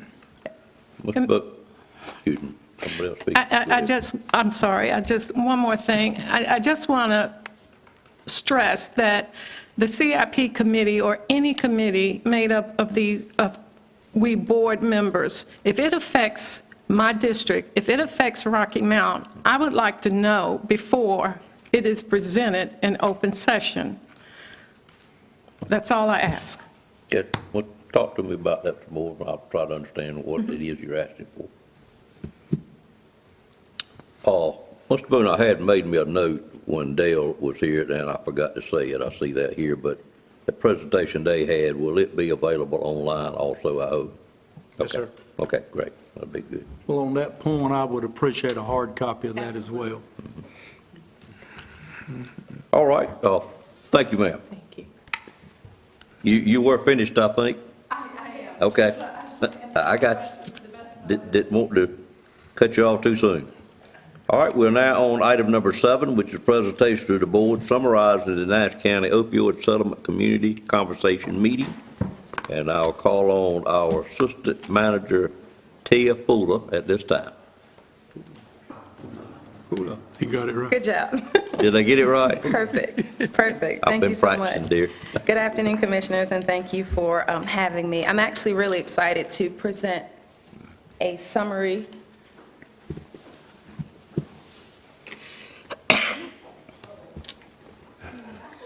Am I? Forgive me. Oh, here we go. Thank you. Forgive me. And so, as you know, we have been hosting opioid settlement community conversations, and as of last month, we finished the last community conversation, and so I'm eager to share with the commissioners what we've been able to hear from the community thus far. And so just a quick summary about the opioid settlements. The opioid settlements refer to a series of legal agreements reached between thousands of state and local governments and pharmaceutical companies, distributors, and other entities involved in the production, marketing, and distribution of opioid medications. These settlements are aimed at addressing the widespread harm caused by the opioid epidemic. So part of the opioid settlement is there is a memorandum of agreement between the state and local government, and it directs how the opioid settlement funds are distributed and used. The MOA allocates 15% of the settlement funds to the state and sends the remaining 85% to the counties. And so what we have been allocated is 85%. I would like to say that North Carolina, just as a state, will receive $1.5 billion from the National Opioid Settlement, totaling $56 billion, funds that will help bring desperately needed relief to communities impacted by opioids. One key point to the opioid settlement is that local county governments are responsible for determining how and when the settlement funds for their county are being spent. Another point in the MOA is that county governments are strongly encouraged to engage with their communities to make funding decisions that will be sustainable, impactful, and transformative. So this slide here just gives you a snapshot of what our fund allocation looks like. The 18-year payment to Nash County is $9,848,466, approximately $10 million from that $1.5 billion from the opioid settlement.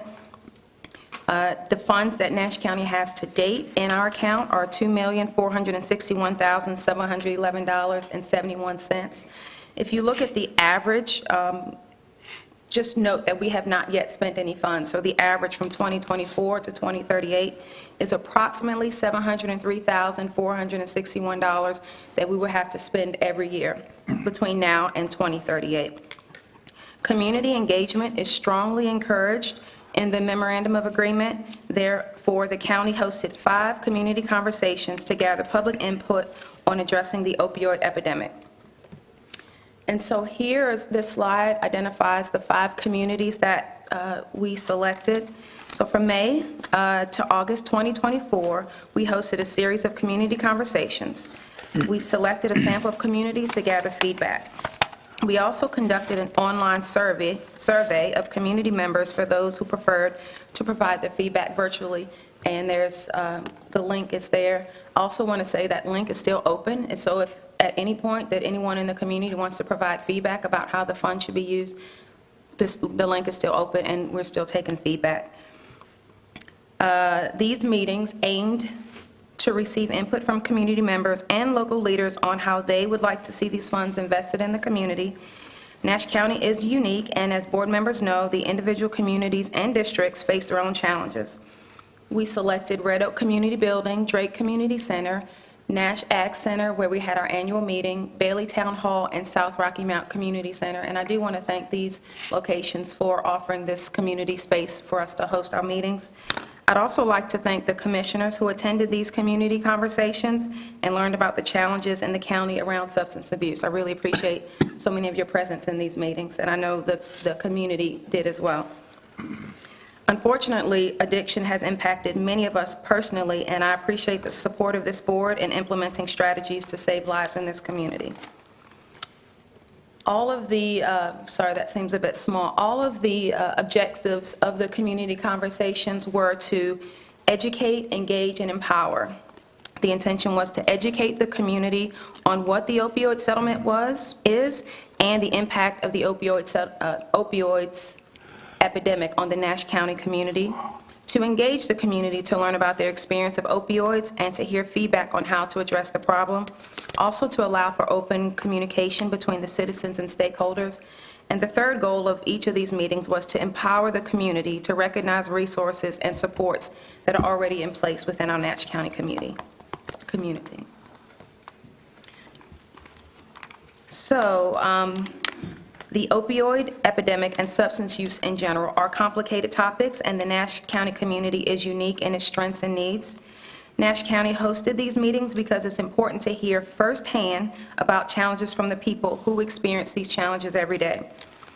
Over 200 community members participated in our community conversations. Present at these meetings were elected officials, law enforcement, people with lived and living experience, faith-based communities, service and treatment providers, residents, and many community partners. Each community raised unique concerns, yet many of the challenges surrounding opioids were shared. So here is a picture of a summary of what we've been able to identify. In this presentation, I'll provide you with an overview of the key takeaways from the conversations as a whole and our next step. The community can access a comprehensive report of what was discussed during the community conversations on our county website. Also, here's just an image of just a quick takeaway for those who don't want to take the time to read through the individual notes that were captured. Also, this just is for you to see where on the Nash County webpage, if you go to nashcountync.gov, there's a link for opioid settlement funds and resources. And all of the work that we're doing with the opioid settlement, a link to the opioid settlement webpage, and addiction resources are all located on the Nash County webpage. Community conversations play a crucial role in addressing local issues, fostering collaboration, and promoting understanding. We did have meaningful conversations throughout the county, and the following challenges were identified. These challenges are not unique to Nash County, but they are barriers just the same. So I do want to say a lot of information was gathered through these community conversations, but in a partnership with Rural Forward, we were able to distill them down into core challenges and recommendations. So one of the first challenges that was identified during these community conversations was limited access to inpatient treatment and detox facilities. Another challenge identified was lack of insurance coverage or underinsurance. Even with Medicaid expansion, there are many people who were saying that they did not have insurance to be able to cover the services that they need. And transportation barriers to accessing resources and services. Same with the health department in the presentation that Liz provided us. Transportation is an issue for this county, and it is a barrier when people who need substance treatment have no way to get to the treatment providers. Additional challenges that have been identified are insufficient collaboration amongst substance use support organizations. There actually are not enough resources, but there are resources in Nash County, but without a coordinated collective effort to connect and refer to each other, people who are in crisis who need these resources have a very challenging time identifying them. And so this was reflected in one of the challenges identified. A major challenge around substance use disorder is the stigma.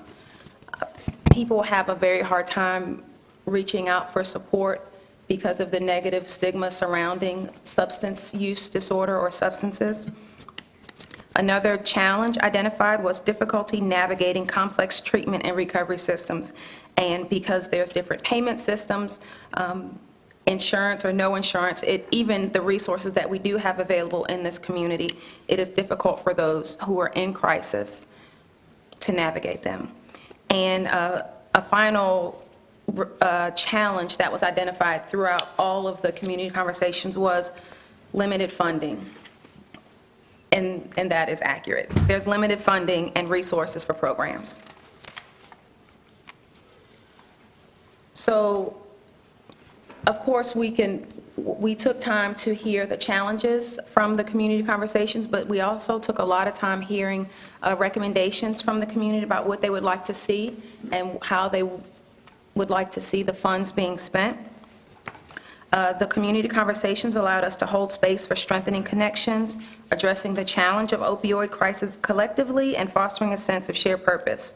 We did, in these meetings, had a diverse group of experts, community leaders, and individuals with lived experience who are eager to share their insights and strategies for prevention, treatment, and recovery. To reiterate, we received a lot of feedback from the community, and the priorities and recommendations have been summarized into 4 large buckets or 4 large groups. So the first one is education and stigma reduction. The suggestion or the recommendation from the community is to implement community-wide education programs, especially for professionals and first responders. Also under education and stigma reduction is to increase the visibility of recovery stories. One of my favorite parts of the community conversations was the lived experience panel. And each of these meetings we had that were people who have lived experience, talked about their personal challenges or challenges within their family, and it really helped to bring the data to life. It really helped to connect us all because we all have been impacted in some way or another by the opioid crisis in this community. Another recommendation from the community conversations, the second bucket, is treatment and support. So it was recommended that, of course, we expand treatment and support services. The first is to expand peer support services, to increase the variety of accessibility of treatment options, so increase treatment options, and to develop programs for specific populations, for the youth, which is a big population, the non-English speakers, and expecting mothers. And so depending on the community where we were having the conversation, their target population seemed to be a little bit different. I wanted to make sure that there were resources in the county that spoke to these specific populations. The third bucket, or the third recommendation from the community conversations, was navigation and access to care. The community feels as if we should create a centralized resource hub and supports. Number one, they're so difficult to identify where the resources are, so to have one centralized hub to be able to access resources. Another recommendation from the community is to improve care coordination and warm handoffs between services. Oftentimes people do fall through the gap and get lost in the cracks between one service and the next. And for those who are suffering with substance use disorder, they need all the support that they can get. And the third bullet under navigation and access to care is to increase support for insurance navigation and basic needs.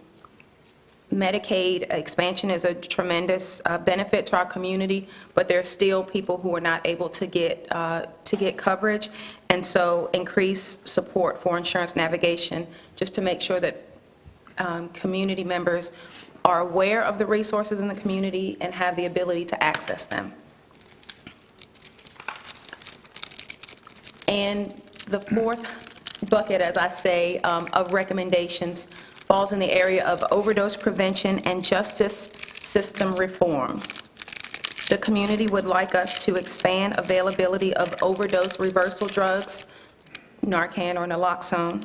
The community would like us to implement alternatives to incarceration, such as drug courts, and the community would like us to provide a re-entry support and resources. I do want to say that some of the challenges can be mitigated by opioid settlement funds, but the challenges within our community are more than what the opioid settlement funds alone can resolve. So now that we have heard from the community and identified the challenges and priorities, we have input to begin the selection of opioid abatement strategies. Under option A, a local government may fund one or more strategies from the Memorandum of Agreement, Exhibit A, which is a shorter list of high-impact strategies to address the epidemic. During the next commissioners' meeting, I plan to present a spending authorization to this board for approval. But these are the first set of recommendations for your consideration based on feedback from our community conversation. So the first funding authorization that I'd like to propose to this board is naloxone. Naloxone, or Narcan, is a safe and effective medication used to reverse the effects of an opioid overdose and is a life-saving drug if administered quickly and appropriately. Expanding access to naloxone through various community settings is a key strategy in reducing overdose deaths. Multiple research studies have found that communities with naloxone distribution programs have reduced opioid deaths and opioid use. Naloxone distribution saves lives. I do want to say that Nash County has been utilizing our current partnerships and resources to provide this community with life-saving naloxone. This year alone, we have provided Narcan naloxone to EMS, the Sheriff's Office, the Health Department, Nash County schools, elementary, middle, and high school, volunteer fire departments, community partners, and at the community conversations, we had naloxone and harm reduction supplies, all of which were taken by the community, and they were happy that we had these resources. And so we see a greater opportunity for naloxone to get into the hands of those who need it. And this is something that is a fundable expense through the opioid settlement funds. And so naloxone would be the first suggestion. The next strategy to prioritize is recovery support services. People who use drugs themselves are the primary agents of reducing the harms of their drug use. Support services, when provided in a supportive and non-judgmental manner, empower people who use drugs and assist them in reducing the harms of their drug use. The MOA, the Memorandum of Agreement, and the opioid settlement defines this strategy as evidence-based recovery support services, including peer support specialists or care navigators based in health departments, local social service offices, detention facilities, community-based organizations, or other settings that support people in treatment or recovery, or people who use drugs in accessing addiction treatment, recovery support, harm reduction service, primary health care, or other services or supports they need to improve their health or well-being. Specifically, when it comes to recovery support services, peer support specialists offer valuable guidance by sharing their own experience, their own lived experience, recovering from substance use disorder by helping to build skills, assisting, and addressing specific needs that someone with substance use disorder is faced with, and they are in early recovery, and by improving social connections and helping to identify positive social environments. Peer support specialists are an integral part of any recovery program, recovery support services, because these are people who have lived experience and in a position, a certified position to be able to support those who are going through recovery. And so this is another area that I have identified through conversations, the community conversations, that would be helpful to support the efforts that we already have moving forward in the county, the recovery support services, and specifically peer support. I do want to say, Commissioners, I have a handout, and I can email it to you, that gives more detail what these strategies are, so you can have time to process them in preparation for me bringing it to the Commissioners meeting next month. So the next strategy to authorize funding for is Post-Overdose Response Team, or PORT in short.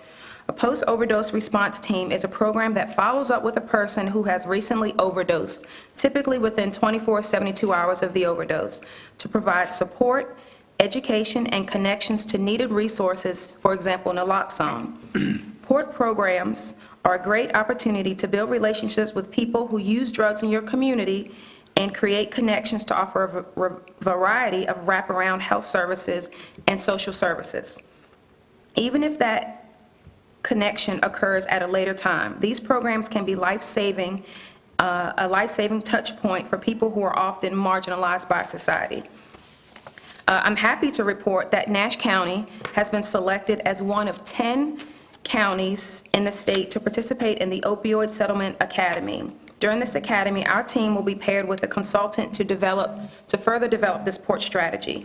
And this Opioid Settlement Academy was organized by the NCACC, the Opioid Settlement Technical Assistance Team. So I applied for additional support, and we were selected as one of those counties that will get that technical assistance, so I'm happy to report that.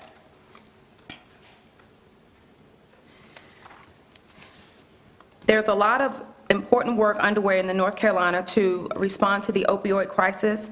The opioid settlement funds are a critical way to build off of these existing efforts. The next strategy to authorize funding for is collaborative strategic planning.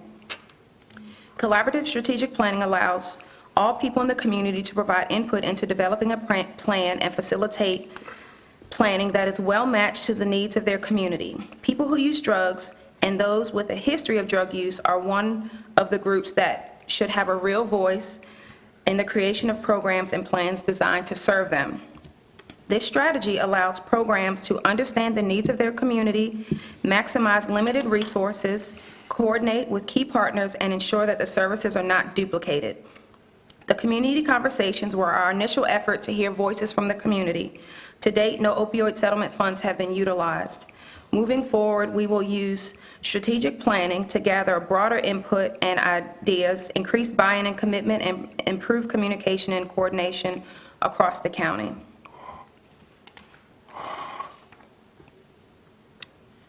An additional next step, and this kind of falls in the area of strategic planning, is an opioid settlement advisory county. To learn further from the expertise in the community, we are creating an opioid settlement advisory council.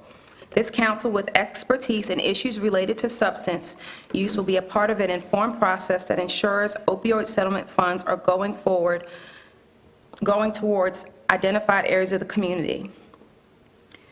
Collectively, I do want to say, by bringing together people from various backgrounds, the council can put forward recommendations that reflect both the scientific evidence and the needs and desires of the community. The council members will include people with lived or living experience from opioid use disorder, public health practitioners, primary prevention specialists, treatment providers, recovery organizations, our managed care organization, which is Trillium, county leadership, emergency medical services, and law enforcement. Collectively, we can weave together a coordinated response to the opioid crisis in the Nash County community. The opioid settlement funds will not remedy all of our community challenges around substances. Addressing the opioid crisis requires a coordinated community response because this complex issue impacts individuals, families, and society in multiple ways. A unified effort across different sectors ensures that a comprehensive and effective approach that will be tailored to our Nash County community. So during the community conversations, I thank everyone for joining, and the conversation does not end. I also want to thank you all for participating in these community conversations. This is where we are in our planning process. The opioid settlement funds will support this work until 2038, but the need will undoubtedly extend beyond that. It will require a collective community effort to effectively tackle the opioid crisis. Building a resilient community is essential to addressing the issues that we have in Nash County now. What questions do you have? Thank you for the presentation. Questions or comments from commissioners? Quite a challenge. Give me 1 minute. Go ahead. I just said good job to you. Thank you. Thank you. Mr. Belfield? Oh, I was just saying that it's quite a challenge, and if you can carry out the plans like you have them outlined here, we should have an impact. Thank you, sir. Others? Commissioner Outlaw? Yeah, I just couple of things I want to mention. I went to one of the sessions, and I want to thank you for the good work you've done. It's a great presentation, good information. On your spending recommendations, you had Narcan, and I've asked this before. There's no set number of times that a person can receive Narcan. In other words, if I overdose, I get Narcan. I can overdose, get Narcan. I can overdose, get Narcan. I can do that repeatedly until something happens to stop me from using the drug or I die. So is it reasonable to think that if a person is constantly several, 4, 5, 3, 4, 5, 6 times receiving Narcan, that they need some additional help? And was there any discussion about some potential for mandating that help for a person that gets to that point in their life?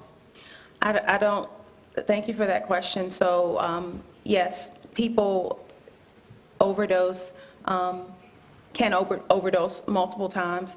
One of the suggestions is the post-overdose response team, so that if someone has an overdose and they're brought back to life by Narcan, the post-overdose response team, hopefully staffed by a peer support specialist, will provide that mobile wraparound service to that person. And so for someone to be able to overcome the substance use disorder challenges that they have, it's going to take more than Narcan. Narcan just gives them another chance. It just, I hate to say just, it doesn't solve the issue. It gives them more time to solve the issue.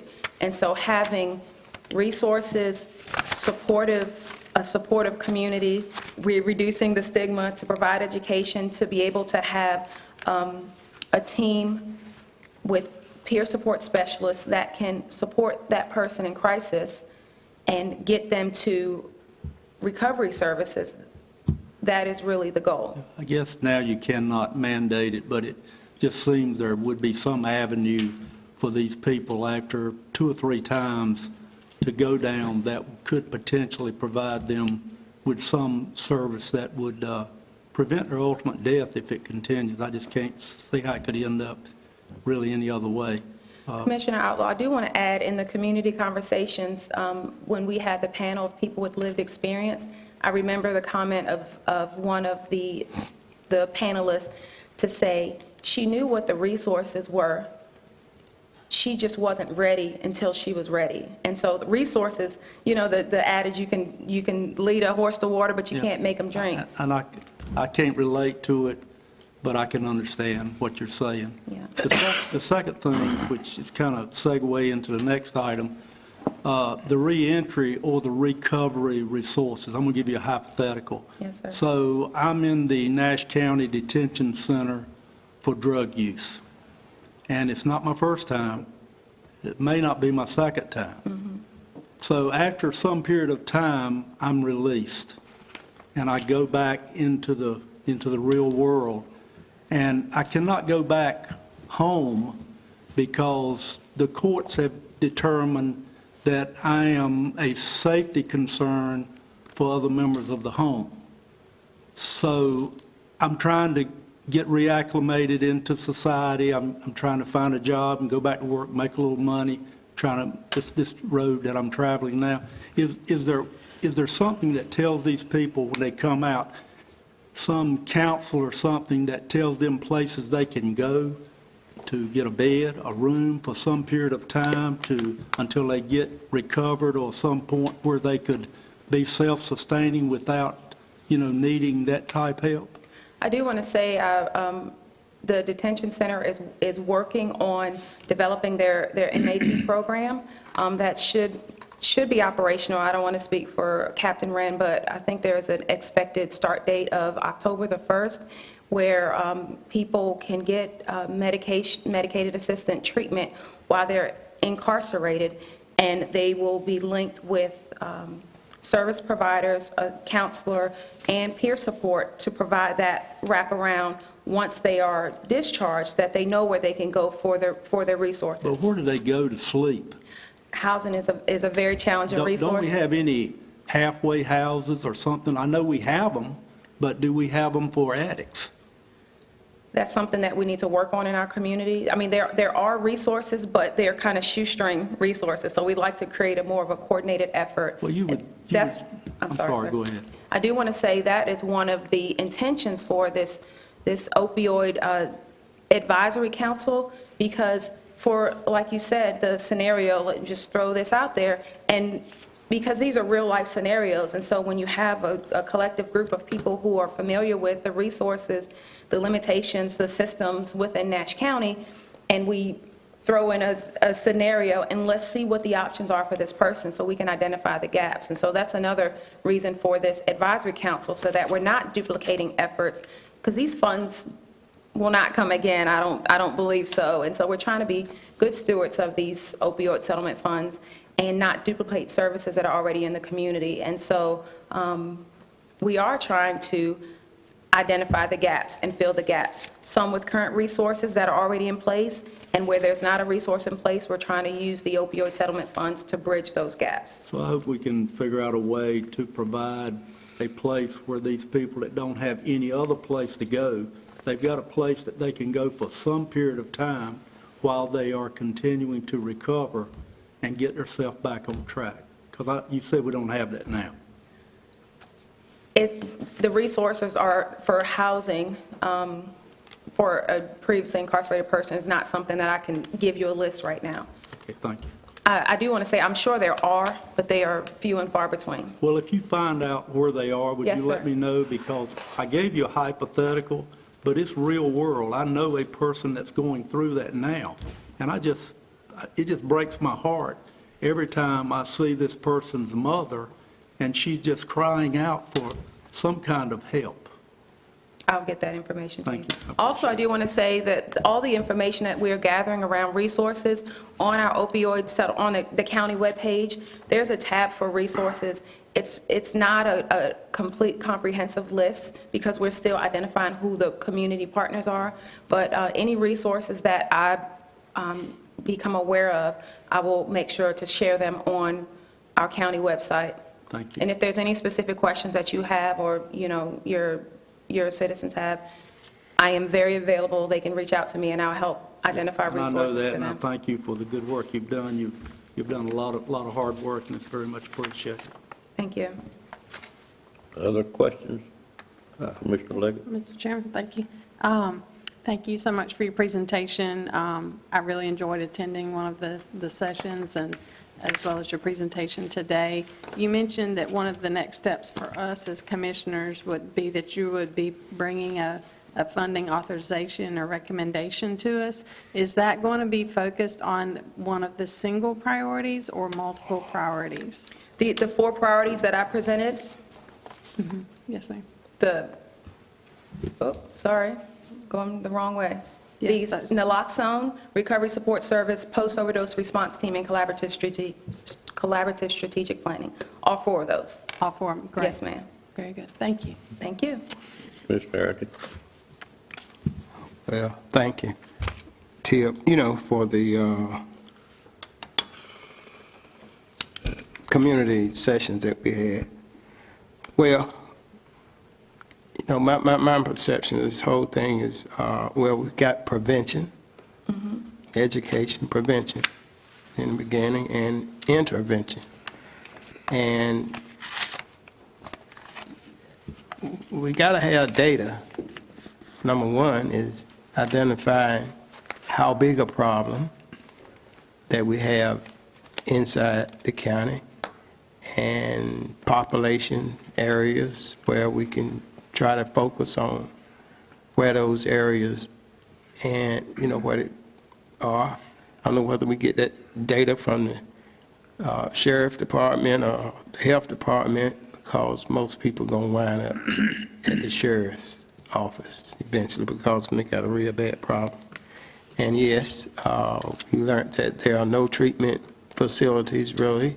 There was at least one faith-based church that in the county that was trying to do intervention and housing and job things that Mr. Outlaw was talking about. So I guess I got to have some data so we'll know when what we are doing is working. Where we start out at and where we're, if the problem is getting worse or if the problem is being managed, and where these different resources might need to be concentrating on so that we can collect the right data to know whether our program is actually working, prevention and intervention. I do want to say that part of the memorandum of agreement is they are stringent reporting guidelines on how the money is being spent and the impact of this. And so we will be capturing data of, for example, naloxone, how much we are able to put out into the community, recovery support services or peer supports, how many we are able to put into the community, and being able to, these initial strategies are option A strategies. So the memorandum of agreement allows us to do these option A strategies to get money out the door to save lives. They're within the Nash County community. Yes, we need to get money out the door to save lives, but as a community, we may need to do some more coordination, and that's where the collaborative strategic planning comes in. Because with the collaborative strategic planning within the MOA, it allows you to get into more community-based resources that we don't have access to right now because we are still within the option A. And so this is a long time. It is an urgent issue, but we're not going to fix it urgently. And so we definitely want to be able to do some planning and some thoughtful consideration about how the funds are being spent. $9 million, almost $10 million sounds like a lot of money, but when you break it down to about $700,000 a year, and then when the 18 years is up, then what?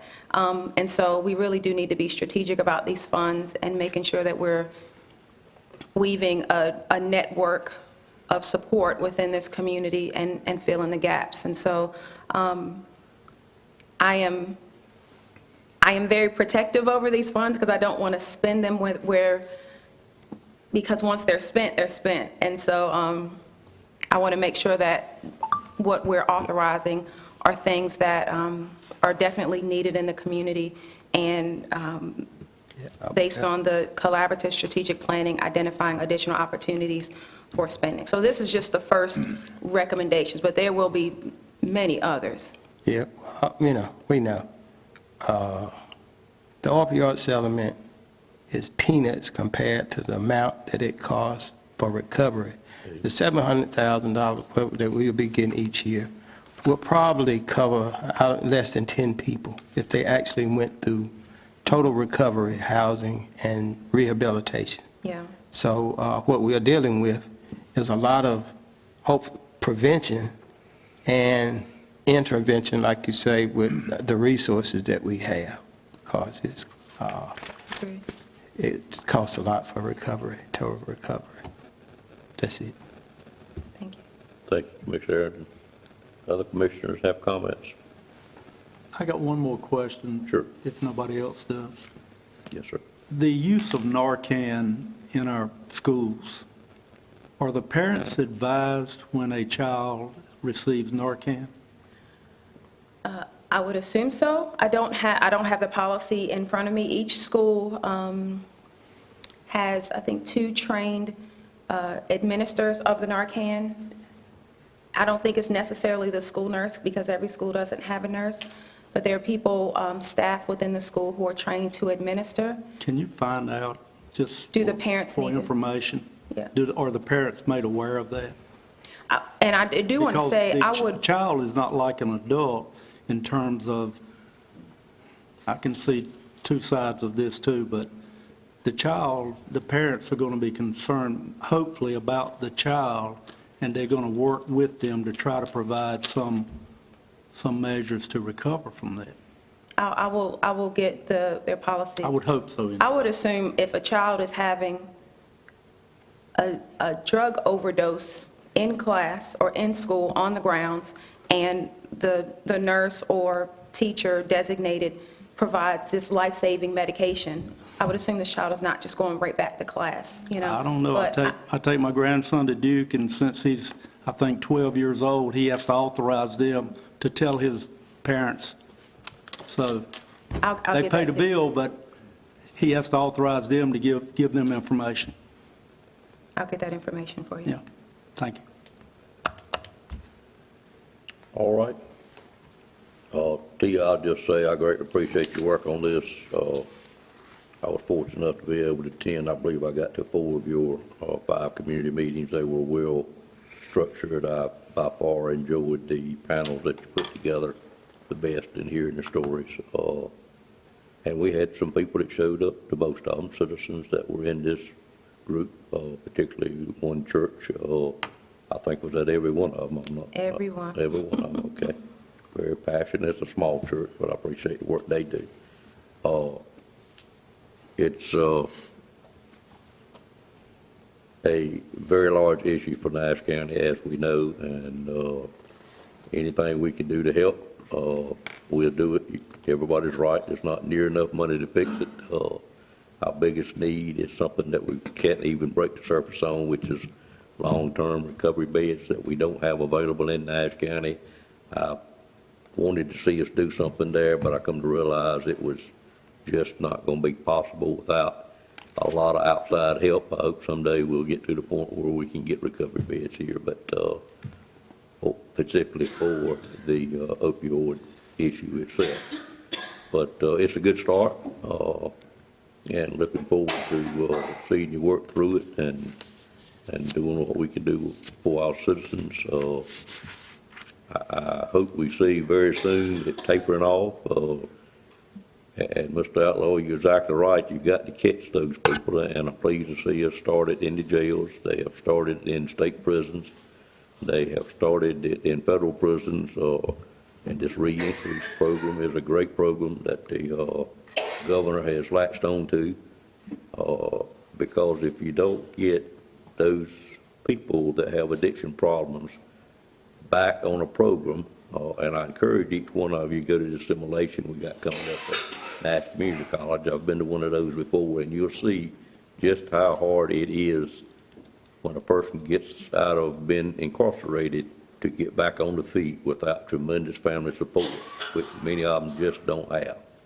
It was a real challenge in my case, who has by far way more resources than many people, but it's just mind-boggling what people have to go through, and I'm glad to see it coming forward where we're going to make this a whole lot simpler, even as simple as getting an ID at DMV. I mean, without that outside help, you're not going to get those people to enter back in society and not go back to prison very quickly, because they just, the hurdles they have when they get out, particularly a long-term prison sentence, is just too much for any individual to overcome without outside help with the system that they have to go through presently. We just got to simplify things. I do want to add one thing. To your point, there are a lot of our community members who are struggling with addiction. They're coming in contact with our services, whether it's emergency medical services, our detention center, and so we have access. You know, we have the ability to touch these people, and so I think it's important that while we have them in our reach or in our care, that we do what we can to send them off better than how we found them. And so I think we do have a great opportunity to make an impact, because so many of those who need the services are already in touch with our Nash County services. Exactly. Thank you. Thank you, ma'am. Great presentation. Thank you.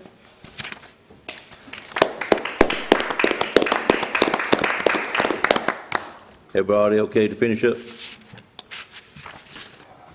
Nobody hollering? I'm going to move to item number 8, which is designation official resolution for the North Carolina Alcohol Beverage Control Commission, and I'll call on our manager this time to make this presentation. Good morning. I'm sorry, good afternoon. I was telling myself not to make that mistake.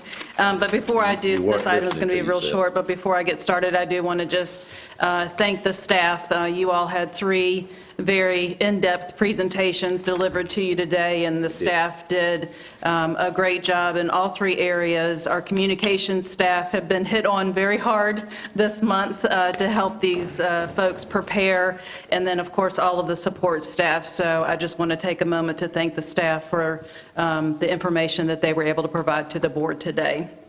And this item is for a designated official resolution for the North Carolina Alcohol Beverage Control Commission on all ABC permits for county businesses for beer and wine applications. There's an opinion form that has to be signed by someone from the county jurisdiction. The previous ABC general manager had the authority to sign, and he has retired. The attached resolution designates Randy Carroll, our current ABC general manager, as having the authority to make recommendations to the North Carolina Alcohol Beverage Control Commission on ABC permit applications. So before you today, we're asking you to adopt the attached designated official resolution and authorize the chair to sign on behalf of Nash County. Any questions on this item? What I did find out, if we don't pass this resolution, I've got to sign every ABC permit as chair, and we don't want that responsibility, so I'd appreciate a motion at this time to adopt the designated official resolution and authorize the chair to sign on behalf of Nash County. Make a motion, we adopt the official resignation and authorize the chair to sign. Have a motion by Commissioner Combs, second by Commissioner Wilkins. Questions on the motion? Seeing none, all in favor, let it be known by saying aye. Aye. Any opposed by a like sign? Motion carries. Thank you, ma'am. At this time, we're on our regular second meeting board committee or special reports, and I'll turn it over to Vice Chair Wayne Outlaw at this time. Thank you, Mr. Chairman. We'll start today with District 1, Commissioner Arrington. Committee reports. Okay, well, the Juvenile Crime Prevention Council is the meeting that I go to once a month, and nothing special really to report other than we have a number of agencies that really work very hard in juvenile prevention. So not going to, well, it's just a number, it's a lot of agents within the county that does a lot for that. But nothing extra that I have to report on. Thank you, Commissioner Arrington. District 2, Commissioner Belfield. I don't have anything special to report. The Tom River Transit was scheduled to meet last Thursday, it didn't. And the Upper Coastal Plain Council of Government, last time we met, we passed the fiscal year budget. And that's all I have. I don't have. Thank you, Commissioner Belfield. District 3, Commissioner Combs. Okay, I was hoping Mr. Hill would stay in here. I was going to go do Health and Human Services Board to start with. Liz, you can help me, but I had a note down here. When we had that meeting on August the 15th, was Mr. Hill's 46th anniversary being with Nash County Health Department Director. So I think we need to give him a hand, even though he left.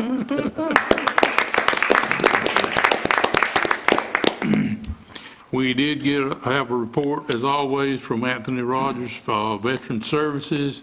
Sometimes he gives us figures. This time he didn't because he's been so busy, but I think he's got some help now. So we got a report from Social Services. They have a total of 197 positions.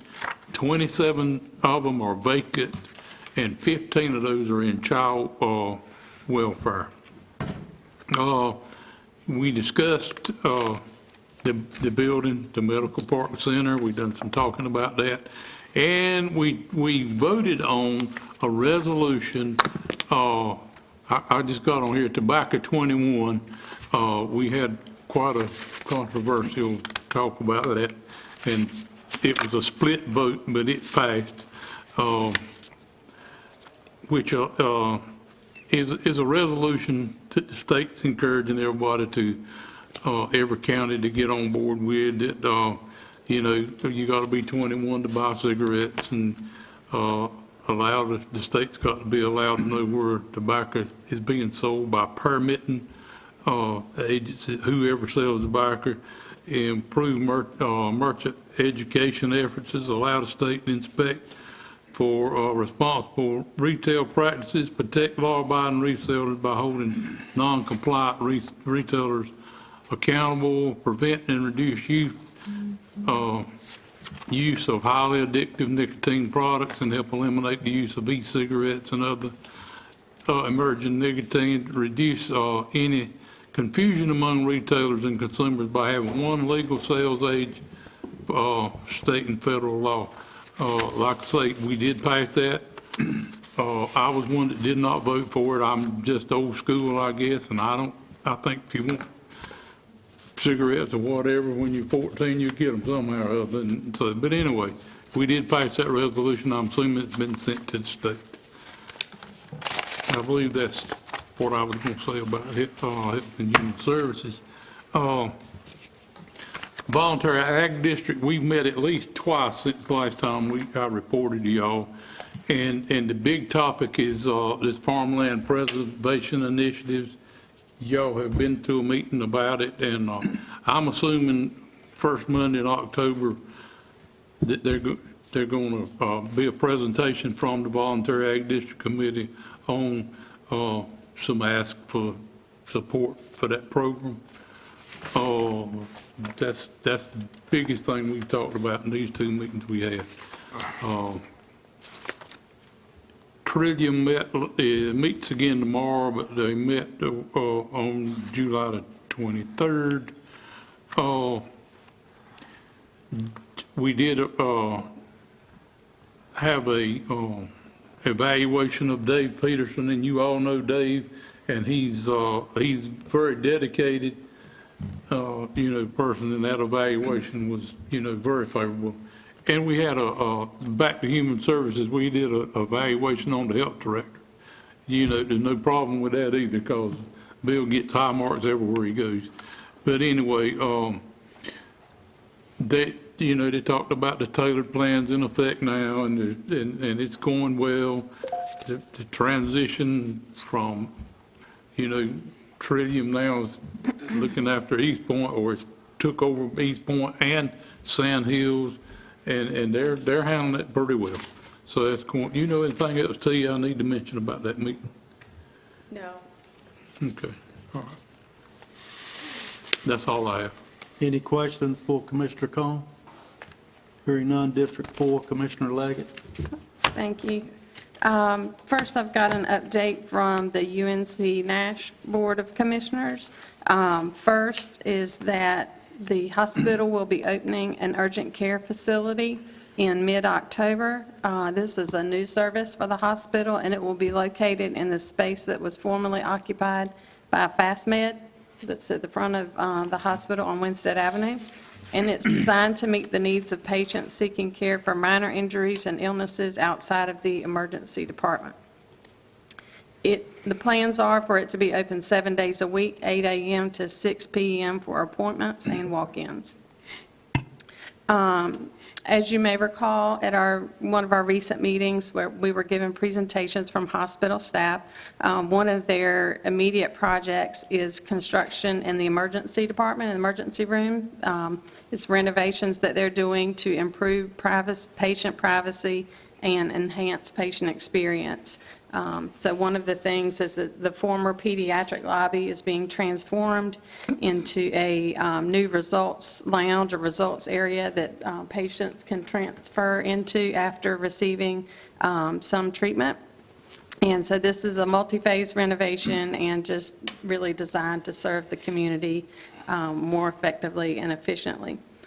Also, beginning around December, they will take more steps in their site enabling work for a new bed tower.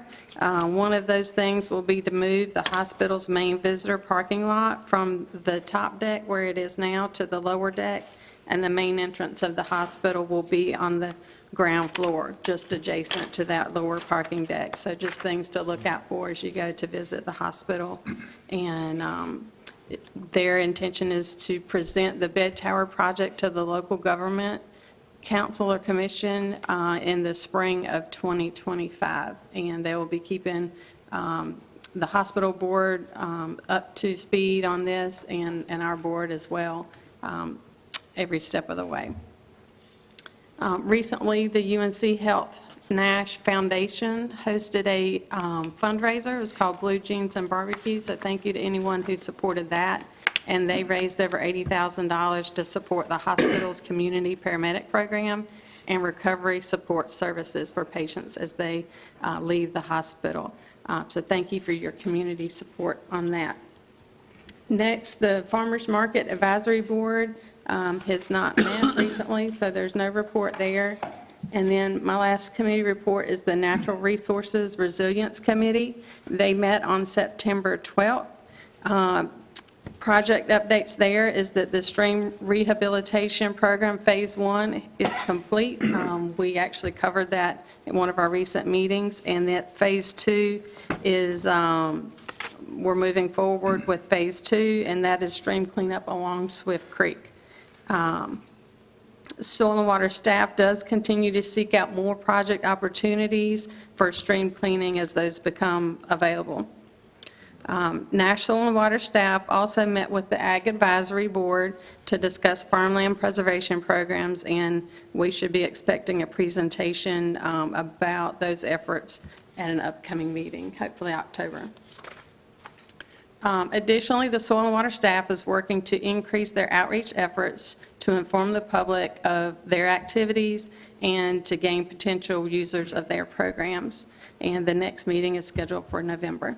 So if you have any questions, I'd be happy to answer those either now or later. Thank you. Any questions? Hearing none, I'll give my report. First would be the RPO Transportation Advisory Committee. I don't have anything significant to report from the September 18th meeting, but I do want to give you a brief update on some of the projects that are going on in the county. Some of these, and I spoke to the chairman, the major project is in the MPO, but he was okay with me presenting this update on these projects.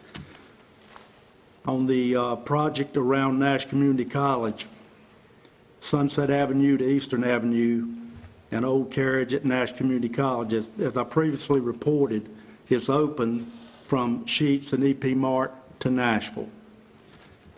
Sunset Avenue to Sheets to I-95, including the I-95 exchange, that should be completed by early summer 2025. And if any of you commissioners want a copy of this information, I can provide it in case you get any questions on it. The roundabout at Morning Glory, which is off Old Carriage Road, south of Sheets and EP Mart. Currently, the utilities are being relocated, and construction should be completed by late winter or early spring 2025. Reagan Store Road at Old Carriage Road, the roundabout, which was going to be a four-way stop, they moved it back to a roundabout. All work was completed on the week of 9/16, which was last week, and it is now in use. Old Carriage Road from Reagan Store Road to Nash Community, that should be completed by November. Once all of these items are done, then that project would be put to bed. It's a very detailed, complicated project, and hopefully they'll meet these timelines. The lighting on all the roundabouts, it is expected that Duke Energy will start this work in the next 3 weeks. That's very critical. And on that note, Chairman, I wanted to mention, and you may have already received some information on this, but I got a call before I came over today. Over in the Englewood area, there are 2 mini roundabouts. One of them's on Winston Road. If you get a chance, ride over there and look at it. And there's very little signage when you come up to it. It's just a very small, round circle of concrete. And I think it's probably a good idea to encourage the city or someone to maybe paint that concrete some color that would illuminate, so at night when you're coming in there, you don't just run over it. And I've heard of cases where that has actually happened. I think there's another one over around Rocky Mount Academy that's in that same category. But again, the lighting on these roundabouts is important, and all of these roundabouts they should start that work in the next few weeks. Some other projects that I wanted to mention, people have contacted me, and some of these things I've been working on for some time. going from a two-way to an all-way stop at Old Carriage Road and Bend of the River Road. This is the reservoir store area. And that project was brought to my attention by two residents in the area, the Thurman family, and they have been very diligent in following up on that. That was approved at the 9/11 DOT traffic safety meeting. No completion date has been established, but it should be in the very near future. Sharpsburg School Street subdivision project. This area is in the Sharpsburg ETJ. They're having some issues with the project due to drainage. Once these issues are resolved through some pre-work, the paving work will begin, which should be soon. Going forward, once they complete the work, the maintenance, maintaining the maintenance in the subdivision will fall to the Department of Transportation. There's a couple other projects that I have been contacted and I'm working on, but I don't have enough information to really share with you today. But if you have anything going on in your district that's outside of an MPO, and an MPO would be the City of Rocky Mount, Nashville, and maybe Sharpsburg. So if you have anything outside of those corporate limits for those areas that you think are important, you get contacted on that I can help you with, then just give me a call, okay? Next meeting at RPO is Wednesday, November the 13th. Nash Community College Board of Trustees, I might have mentioned this at a previous meeting, but the Vet Tech edition has been completed and it was occupied earlier this year. The CDL Driver Training Center is in use as of 8:30. I'll also place a fact sheet, Nash Community College fact sheet, in your mailbox, so it gives you some good information on Nash Community College. Next meeting at Nash is Monday, October the 21st. Final committee I've got is Broadband Committee. We were scheduled to have a meeting with Cloudwise today.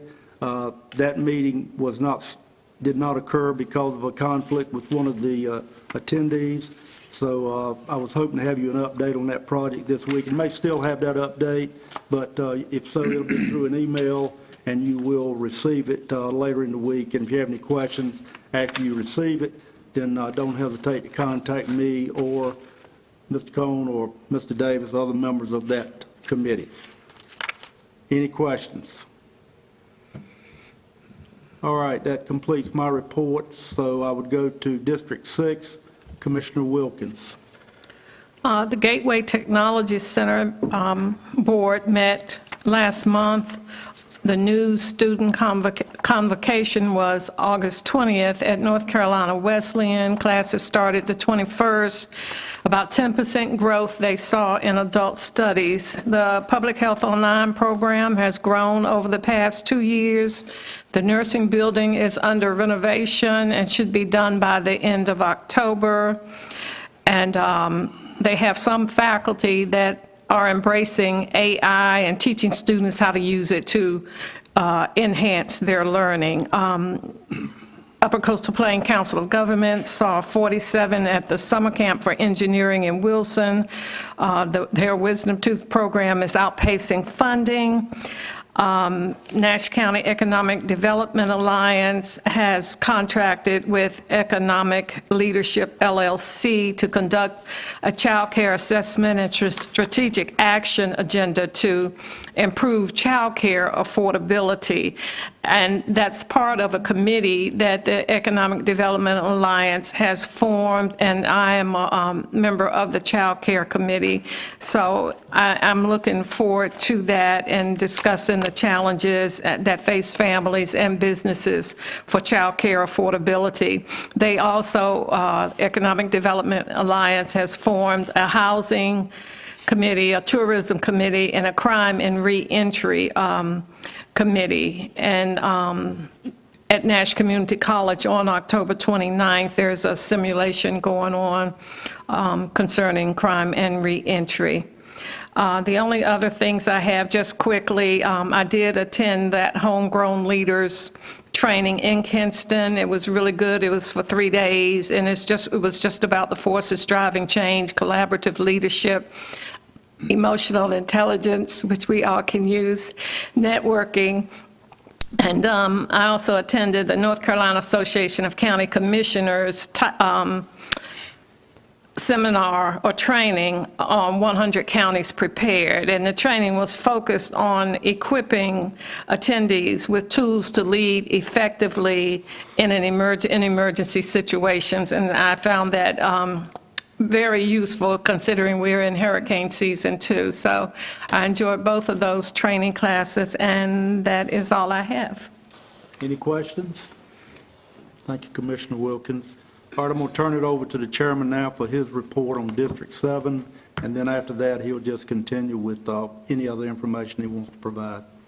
Thank you, Commissioner Outlaw. Our TDA met last in May, which is our budget meeting each year. I shared that information in the previous meeting that we had. We will not be meeting again unless it's a call meeting until January the 14th of 2025. The MPO last met August the 7th, and that meeting was primarily to get an update on our STIP program and see what the state had done and see if there were any other adjustments that we as a board wish to make with that. We pretty much left it just like it was. They have listened to us pretty good, and of course we have a very minimum adjustment that we can make anyway, but anyway, the STIP program we did review again. One item, Commissioner Outlaw, we do have one other roundabout in the MPO that was over on Biveny Road at the 64 interchange. That work has been completed since our last report, and seems to be working pretty well. It's a little bit complicated, but now that they've gotten all the barrels and barricades out of the way, it seems to be running pretty smoothly. I would just suggest you, until you learn it, to be a little cautious with the, as you know, anybody gets off at an interchange, seems to come in a little bit fast, and when they hit that roundabout, they really struggle a little bit to know which lane to get in. So be careful, but it is designed well and working pretty well. The only other thing that I would say, as Commissioner said, Commissioner Outlaw said about Cloudwise, we hope to have a report available certainly by our next meeting, August the 7th, to give an update on that. But that's pretty much the committees that I serve on, and got any questions, I'll be glad to answer those questions on those committees. Commissioner Leggett? On Cloudwise, part of that report, if it's available, could you include a map of the service areas and like the speeds that they serve? We can indeed. Yes, ma'am. Thank you. Any other questions? No, no questions or comments. I'll tell you, just too many of them roundabouts between, well, up there beyond Old Carriage Road is 2. Yes, sir. And then you got 3 coming back this way. Yes, sir. And it's just too many. I would suggest you talk to your DOT representative and express your opinion. As you know, well, commissioners don't have much to do with roadways in Nash County. I told one of their transportation department members, just too many. So wherever we want to make it safe, they always come with that. Safe and it's faster moving the traffic. Right. While Mr. Bellfield's talking to DOT about his problems with roundabout, I wish the other members would talk to him, encourage a roundabout at Jack's Grocery on Highway 97, Halifax Road.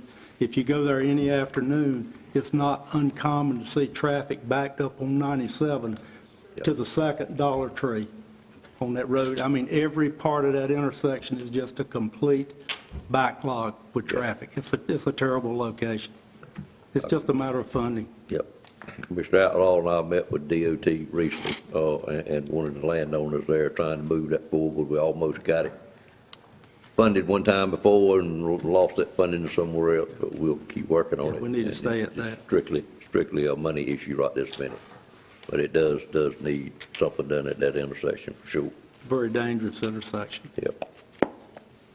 All right, any other commissioner have anything else they wish to bring before the board at this time? Staff? All right, what we'll be doing is we'll be recessed until October the 1st for our second joint school board meeting, which will be held. It's the one that is hosted by the school board. It will be held at Nash Central High School in the media room at 6 o'clock, and I think they will have a light dinner at 5:30, if I remember correctly. We have been there before, so everybody should know where it's at. Parking's pretty close to it. They prepared an agenda for that meeting, because it is the meeting that they host. I do know they intend to just hear and speak a little bit in a recent meeting I was in to give us an update on what is called a demerger. I still don't like that word, but we'll get an update on that and how it went. It seemed to be doing real well. Went through fairly smooth.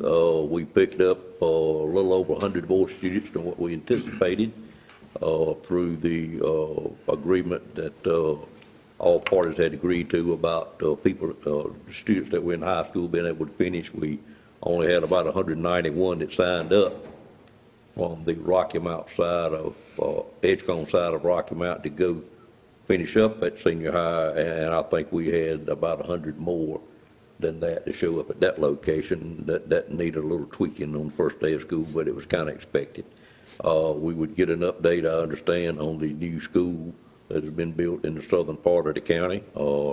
That work has started, and the school board has a advisory personnel of 3 school board members that are working on that, and then they intend to give an update on the test scores and the ranking of where Nash County is, which is, you probably have seen some of that in the news, and it is very encouraging, I will say. I think it will certainly help us moving forward with industrial recruitment. But I don't know what else they intend to present to us that day. But put that on your calendar to be sure that you can be present at that. I think they're going to have some good information. It is Tuesday, October the 1st at Senior High at 5:30. If you wish to get a light lunch light dinner before that. You look puzzled, ma'am. What's your question? Well, you said they've started work on the new school. Is that the Southern Nash Middle School? That is correct. What would be the When I say started work, Uh-huh. what I mean by that is there is a group of school board members that are working on locating that school. Okay. They hadn't built My anything. next question was, what was the location? Location is yet to be determined. It is Okay. a school board decision to make, and I understand. I think they're probably still a good month or so away from making that decision, but should be, I'm excited to see them start it because we got a great grant, and I'm just fearful if we don't get started and spend some of the money, grants sometimes that sit too long seem to move in a different direction, so. I understand. It was just the way you worded it. Had me a little nervous. And I think that meeting is at Nash Central, is that right? Nash Central in the media room. Same place we've been a couple of times Right. before. 5:30 if you want a box lunch. Yeah. If no other business for the commission, I'd entertain a motion to recess until Tuesday, October the 1st at Nash Central Media Center, and that would be at 6 o'clock for the meeting.